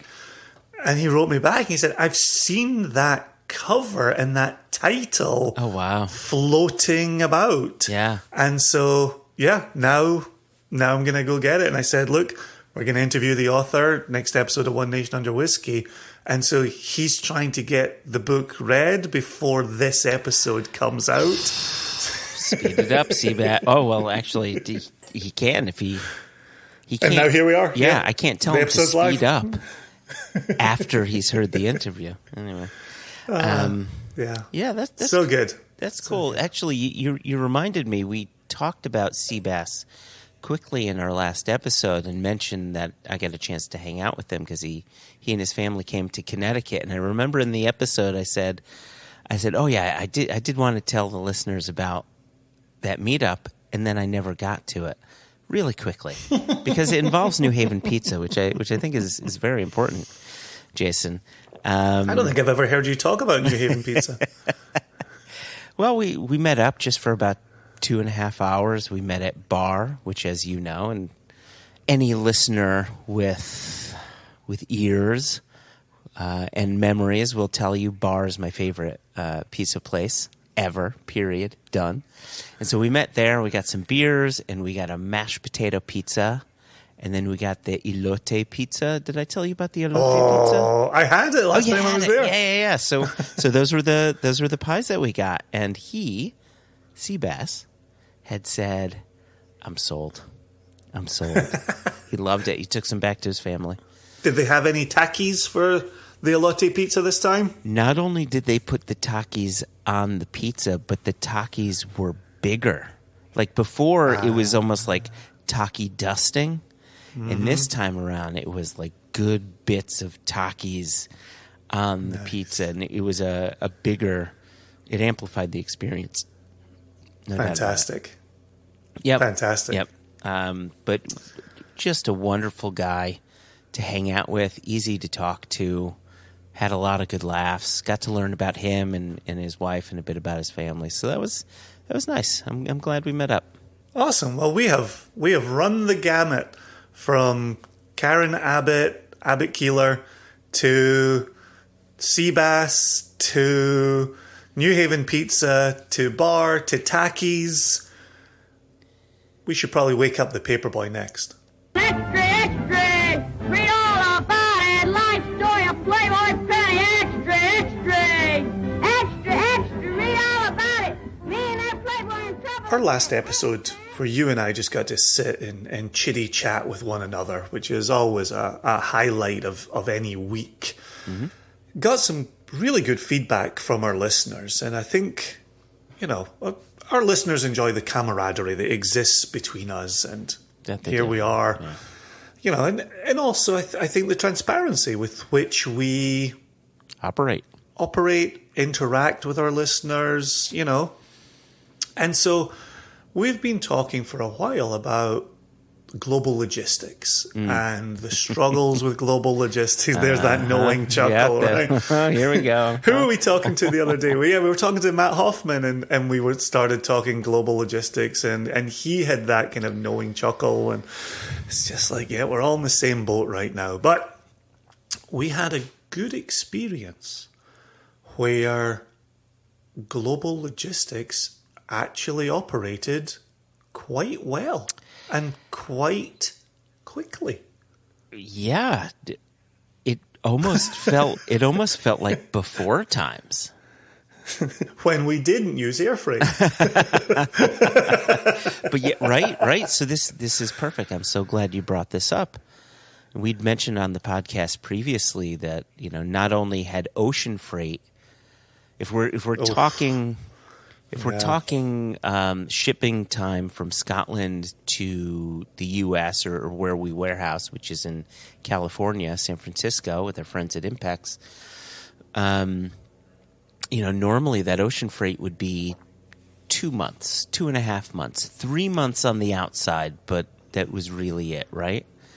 Honestly, I remember really in the beginning, we were getting quotes of 6 to 8 weeks. 6 to 8 weeks, and that's a good point. And we would never bank on 6. We would never bank on 6. But 6 to 8 became weeks, became 2 to 3 months, became good luck. 6 to 8 weeks became 68 weeks. But then, it wasn't just ocean freight that was affected by the global pandemic and, extending those lead times, like you'd said, from 2 to 3 months to 5 to 6 months, and in some cases to 9 months or more. And air freight as well. The way air freight worked was you get your shipment ready, you call your global shipping logistics partner to arrange for a pickup. And between the time of that first conversation and the time the shipment arrives to the warehouse is around a week, right? That's how it takes for setup, for pickup, for loading, for flying over, for unloading, go through customs, get to your warehouse. About a week. That then extended to a month, maybe a little more than a month. And part of it is just accessing these containers that were held up in China because China remains, in many parts, to be in lockdown because of COVID. So anyway, with this shipment, Jason, that you were talking about as we were coming out of the Paperboys rant, we were fully expecting to wait about a month, maybe 5 weeks to get our shipment. And what happened? Well, I like what you said there about the initial request for quote and then all the clearing that happens. And we just had this conversation the other day. It was 2 weeks. Yeah. It was 2 weeks from quote to landing, which huge, remarkable, really remarkable. So,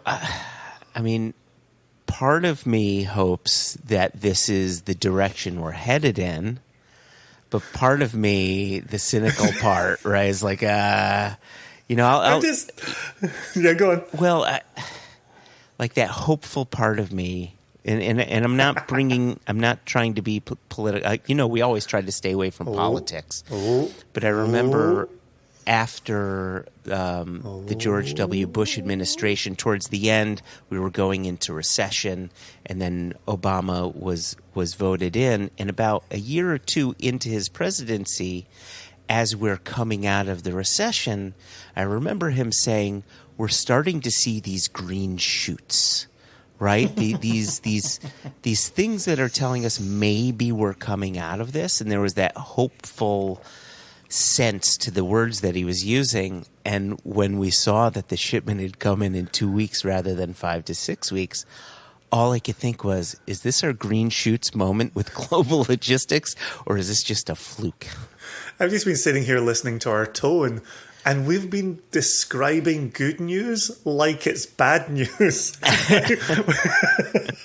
Like we're so weighted in our enthusiasm that it's kind of like, and in this instance, it was 2 weeks, and that felt great. But we're not sure if we will feel that greatness again. Wow. We're so measured. So very measured. Yes. But here's the takeaway. Here's why we're talking about this. Here's why we're bringing it up. We gave a bit more detail in the last episode when it was just the two of us, and we were kind of really expanding upon our list. And in this instance, we're saying to you, if you're US based, and we've got a lot of stuff coming to the online nation here, we're going to take some time. We're going to take a month, maybe a couple of months to get these released, to get these out, to get the word out about them. We're doing what we've always done, which is we're continuing to push the envelope, and we're bringing in our first release from Paul John that has gone online. Jess did have a rest of the world Paul John that was very well received. Yep. And a few bottles of that are on their way to Canada right now. Oh, so excited it's in Canada. So if you're a Canadian SCN fan, you've got some retail Paul John heading your way. So here we are with the nation, our first Paul John for the nation. Peated Paul John. We've got our first Swedish whiskey going out to the nation with the Macmira. 13 years, virgin oak cask. Fantastically exciting stuff. Fantastically exciting. Joshua holding up a little sample bottle that I sent him. Beautiful color. Can't wait to do the tasting video on it. Right. And so there's some new coming in there. We've got a return to milk and honey with a couple of casks, one of which was a peated cask. So we're always excited to continue the relationship with M&H and the good people in Tel Aviv there. And then as we talked about, we've got first fill bourbon that went into first fill sherry with a Dal Ewan. Oh my gosh, Jason. We are not color guys. We say this all the time, but holy crap, the color on that Dal Ewan is remarkable and only supports the remarkable flavors coming through. Like, that color is usually an indication of your level of sherried component to the whiskey, and it is so there. However, that Dal Ewan spice just remains. This one is really, they're all belters. But being a bit of a Dal Ewan fanatic, I'm just over the moon with this one. Oh, without any shadow of a doubt. Without any... And I think it's also nice. I think sometimes when you get that real dark sherry in a finish, it's building on top of much quieter flavors where maybe you've had refill, American oak or something like that. Here we've got first fill bourbon, right? So that has some presence. Yeah. Then you've got the Dal Ewan spirit, and then you've got a very active sherry finish on it. There's a lot to it, and I know, and I'm hearing it from the nation. There's a building love for Dalyuen. And you and I have led the charge, and you and I have clearly said we are rapidly becoming big Dalyuen fans, and the nation is getting a chance to join us in that. I think you could say Dalyuen and I. Dalyuen and I have been getting into it. See that? There you go. Dalyuen and I. And so you could say that. You might not want it, but you could say that. Right. So I think you've covered them all. Peated Paul John are 2 M&Hs, one from an Exile cask, one from a first fill bourbon, or Mechmira, which is from Virgin Oak. And I just took a sip of this. This is people with a bourbon palate are really gonna glom onto this one well, I think. And then our Dalyuen. So what is that? 6 new whiskeys coming your way. Is that really 6? Is that 6? No, it's 5. Is it 5? I'm only counting 5. Yeah, it's 5. There you go. It's like is it? No, it's not even a baker's half dozen. The other thing I would say is we've also got a couple of special private club picks going on that will move through the back end of the nation. But depending on the purchasing from those clubs, we might have some leftover bottles, as we've had in the past. That's true. And so we'll be letting the nation know if we've got any leftovers there as well. And those are both cracking casks that people will be clamoring for. Let's not say anything, just in case the clubs buy them all. Exactly. Just in case. I'm playing it safe. Yeah. So there you go. I mean, to my mind, that was the news that I wanted to share. I didn't know if there's anything else you wanted to add on before we moved on to something else. I will indeed, because we're building the cask pick program within retail and among distributors. Mm-hmm. That's Elijah's baby. We talk about Jess and what Jess works on as global sales manager out of Glasgow. And Elijah has really been putting in yeoman's work to build that program. Mm-hmm. And he's going to continue spreading the word on Instagram, the banter around the barrel that he has been putting in. He'll be talking to store owners who made the pick.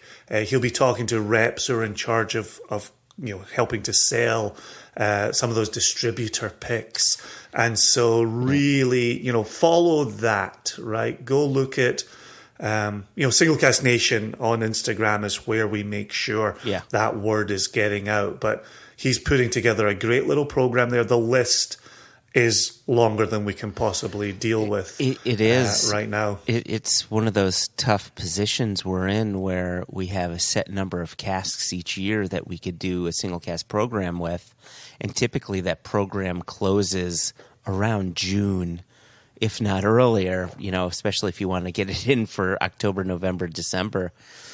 And it is nice, right? It's nice to have a longer list than we can satisfy. It's like one of those, good problems to have kind of thing.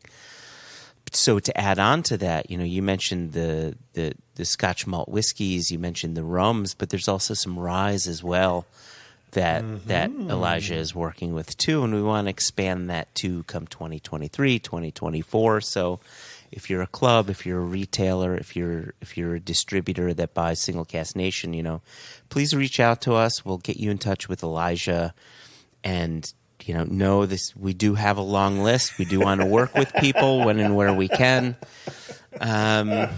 It's nice to have this, this international side to the picks. And then this domestic side. Having a domestic component is really cool. Yeah. And I don't think we're going to be done at Rise. But again, I'm not going to say too much. Well, cool. There were some emails I wanted to bring to our attention. Email number 1 came in from Sean Parent, who was a highlight of our last episode. Indeed. That was a great original email he sent in. And so the subject for those that either may not have listened to last episode, A, go back and listen to last episode. 100%. Or B, had forgotten the subject line of Sean's email. It was, did I buy the wrong bottle? Mm-hmm. And the story was he bought a bottle for his sister, and it was sort of on a suggestion from us. We talked a lot about Lafroig, and he bought a Lafroig for his sister. It was Lafroig Select, and his sister's boyfriend was not too impressed by the bottle he got. So we waxed lyrical about that. Again, go back and listen to the episode. Anyway, I reached out to him and I said, hey, not sure if you got a chance to listen to last episode, but we did highlight your email. To which Sean's response said, hey, Joshua, I've not heard the episode yet, but I may jump ahead to that episode to hear it. And this is what I like, because I'm with him. Full disclosure, I am a completionist and am playing catch-up. I've just hit the summer of 2020 episodes, and I'm listening to how you both wrap your heads around the pandemic. Thanks for addressing my email, and I will be listening to that out of order. So this is interesting, Yeah. because in our response, when we were waxing lyrical in the last episode, we talked about the episode we put together that was your 5 whiskeys that should be on every shelf, my 5 whiskeys that should be on every shelf. And knowing where Sean currently is, he hasn't reached that episode yet. Yeah. And so he's going to get that revelation as well. Revelation as well. Yeah, he's not going to revel. Rella? It's a bit like fork. You just say it enough ways and enough different tones, and it's like, I don't think that's a word anymore. Wait. So Fork. Knife will do it as well. Knife will get you. Spoon. Right? It all becomes ridiculous after some period of time. But anyway, it was interesting that we made reference to that episode and he hasn't heard it yet. So I think that's going to be good. And I think, as he was saying towards the end of his email, don't forget to drop in the occasional nugget for us newbies. I think that episode with these 5 whiskeys that should be on your shelf from each of us, I think that's a great place. We should remember the episode number for that one, because it would be a good one to drop in regularly, especially as we start getting into the gift-giving months. That's a good point. That is a very good point. I'm full of good points. I'm a regular Hellraiser. I don't have anything to say to that. Anyway, Is it Pinhead? Pinhead. He's full of good points. Oh, he is full of good points, isn't that? He will tear your soul apart, Jason. See that? I referenced a little bit of horror for you, and you didn't get the reference because I don't reference horror. Which is, right, I didn't expect. It's like getting a horror reference out of context. And that was one of my favorite stories growing up, because I was a big Clive Barker fan. The movie was terrible. I revisited Hellraiser, and as spooky as Pinhead was and all the Cenobites, I know you're hating this, our listeners are loving it. Like, they were all spooky, but the movie was just, anyway. I don't mind telling you how many of our listeners reach out to say, I'm so glad you hate horror. I also hate horror. But that's a conversation no one says for another that. day, No so one please move along. No, please everybody move loves along. horror. So we got an email from Tim Mushaw about our last episode. We got a lot of people reaching out about our sort of catching up episode. So it's nice that people like it. Yeah, agreed. And so I'm going to go through this point by point. It's not very long, but here we are. Classic Joshua. Well, it's a good size. It's a good size email. So obsessed by length. So obsessed. And girth. Like, that line arm was not just short, but it was also very slim. Narrow. Slim pickings. Anyway. The subject line. The blues artist? Yeah. Slim pickings. Sun. What's the blues player? Sun King? Robert Johnson? At least when we drink during our episodes, when we get to this point, we make no sense. There's at least a reason. Today, not a drop of alcohol has passed our lips, and we've still reached the same stage of words on top of words, followed by words.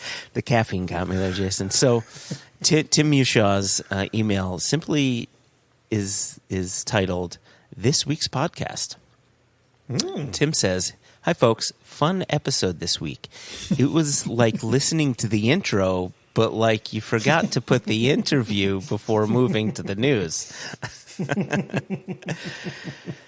And a fine observation. And you're going to like this next sentence too, because this talks to the part where we're doing some blind tasting. And you were giving me some tasting notes, and you're like, "How are you not getting this based off of this tasting note?" Yes, which was orange spiced gumdrops. And so he says, "I was pleased to be one of the ones shouting at the radio when you, Joshua, couldn't guess a couple of the whiskeys you were drinking. Mm-hmm. The American Light Whiskey and Ardnamurchan were so obvious from the clues given. So not only was he on me, he was on you with the Ardnamurchan. He's on both of us. Yep. Yeah. And I'll actually tell you right now, Jess had said that Ardnamurchan was obvious. And again, I was just like, top 5 distillery? Like, you kept blocking me with that line. And then, here we are. To be fair... I've simply had more Ardnamurchan than you, being with Impex. And yes, that was hashtag humble brag. Being with Impex, I get to taste a lot of what's coming into the U.S. and some of the samples. And now I've started buying bottlings from the U.K. I used to focus on bottlings from Imperial because no one knew about them. And I could easily get them for a fair price. People have started discovering Imperial, and I'm not going to pay. That was me and my Lechigs. Yeah, exactly, right? That was me and my Lechigs, man. People have yet to fully discover Ardnamurchan, and so here we are. So anyway, speaking of Ardnamurchan, Tim goes on, he says, I was so pleased to hear that the Ardnamurchan has moved up to the top 5 in Joshua's list. They're high up there for me also, and I'm looking forward to following their journey from the ground floor. Big kudos to Impex for importing them for us. Looking to do the same with Loch Lee once I can get a bottle. I've been a John Campbell fanboy for a while. I don't think he's alone in saying that. Speaking of the Loch Lee, and I ask this for personal reasons, and I'm happy to get the answer for other folk as well. How is the importation of the first 2 Loch Lee releases looking? So there is good news. And the good news is that the Loch Lee first edition, as well as the sewing edition, which had spent months on the water. Remember what we were saying in the news, right? Where 2 months turned into 3 months, turned into 5 months, turned into more. That is what happened with Loch Lee, but I'm really happy to say that product has finally hit the U.S. and it's starting to get onto store shelves. So it's Oh, wow. Yeah, so it's both the first release and then their quote-unquote sewing edition, which will be a limited edition. And then later this year, again, this is in the hopes that the global logistics gods smile upon us, we will be seeing 2 other editions come in. I don't want to say any more than that. But having tasted them, I'm really excited for them. It's, people have asked me, how is Loch Lee? It's a lowland distillery. What's that going to be like? And if we think back to our conversation with David Ferguson and John Campbell, indeed. I think, John basically said, and of course I'm paraphrasing, he said, the lowlands are just a geographical, that just happens to be where we are geographically. We're not out there to produce a lowland style of whiskey. We're out there to produce whiskey that we think is excellent. And so, having tasted through various Loch Lee whiskeys, they're not all that softer style of whiskey. There's presence. There's, we talk sometimes about whiskey bottles, and you could just look at a whiskey bottle that has a proud shoulder to it, and it looks rough and tough and just, sure of itself. I think Loch Lee is that type of whiskey where it's very sure of itself. It has subtleties, but it's not as if that's all it has, right? There's a lot going on with these whiskeys. Yeah, I'm excited to get that first release and the sewing edition into the collection, onto the shelves, get them open, get them tasted. I still have not tasted a drop of Loch Lee. I'm holding out for the first release. I'm waiting. Yeah. And to hear that we can start sourcing that from some shelves as we keep an eye on it is very exciting. So cheers for the update. Yeah.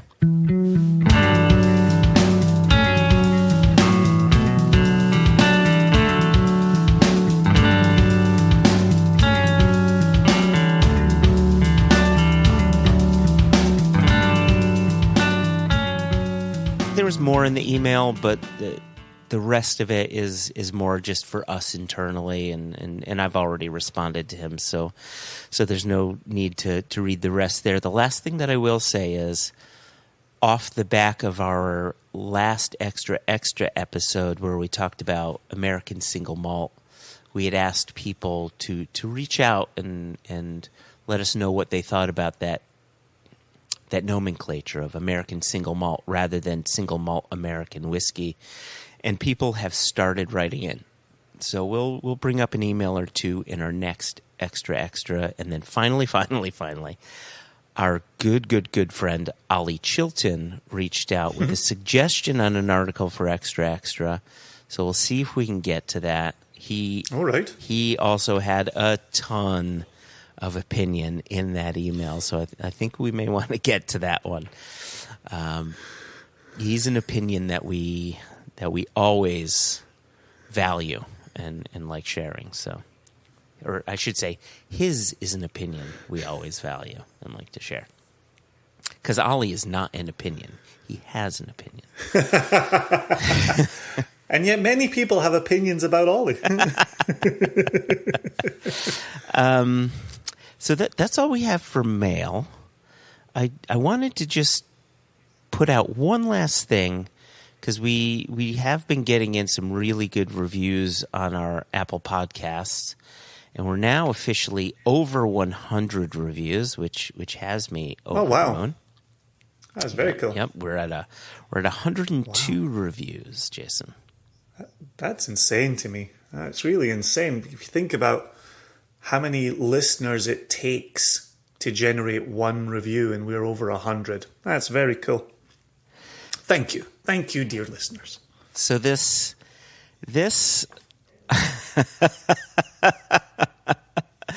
this review came in July 25th from someone named Not Impressed at All. Well, here we go. And here we go. Batten down the hatches.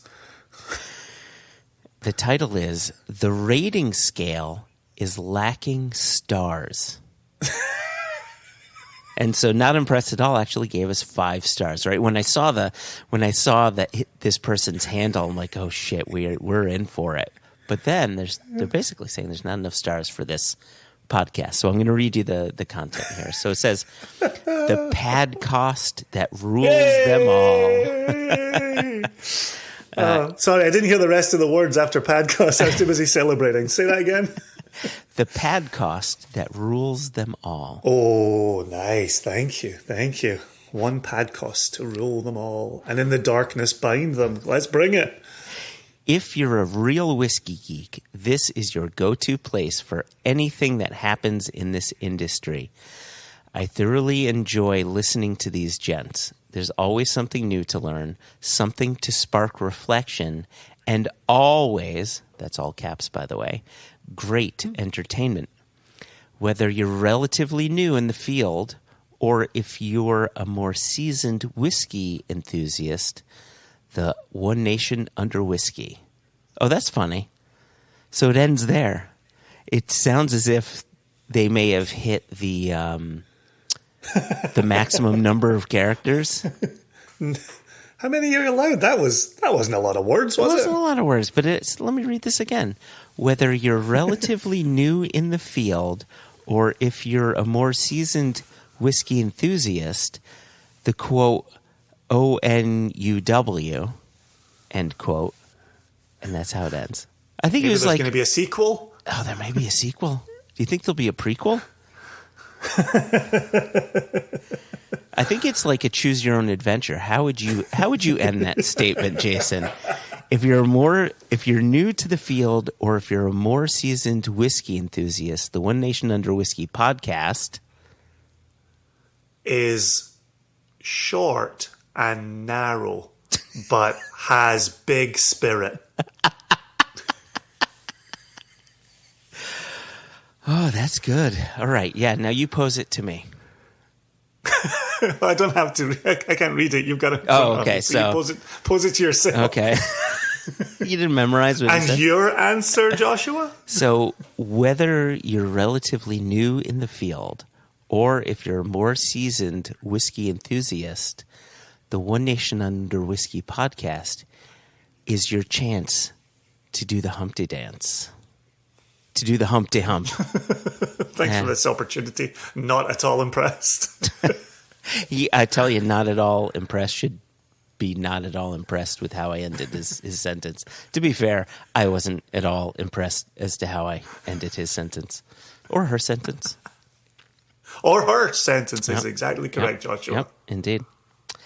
Well, if you, dear listener, want to be like Mr. or Ms., not impressed at all, you please go to Apple Podcasts, give us a 5-star review, preferably 5 stars, 4 if you have to, and put some kind words down. Maybe finish a sentence or two, and we'll go ahead and read it. There's a few more that we need to read, so we'll keep peppering them within these episodes. This is delightful. Yeah, I love it. I really appreciate anybody going over there, taking the time to write a few kind words. It really means a lot and helps other people find us and boosts us up the rankings and it helps us get discovered by more people. Mm-hmm. So thank you. Thank you. Yep. Thank you. So, Jason, that about does it. I want to thank you, first and foremost, for reaching out to the author, Karen Abbott. Thank you so much to her for being willing to speak with you, talk a little bit about her writing and the writing process. And I need to pick up this book and as well as the first one. It is also available in audiobook, so as you're driving around the world, you will be able to listen to it. So. You have spoken to my heart, Jason. I'm going to get that in audiobook. Oh, I know you. Beauty. Thanks as always to the listeners, to Not Impressed at All, to Tim, to Ian, to list. Thank you, everybody. We really appreciate you listening to us and supporting us along this way. So I'm going to raise my sample bottle to my other sample bottle. All right. To say, I'm going to raise my coffee cup to my water glass. Cheers, Jason. 2 chins. 2 chins.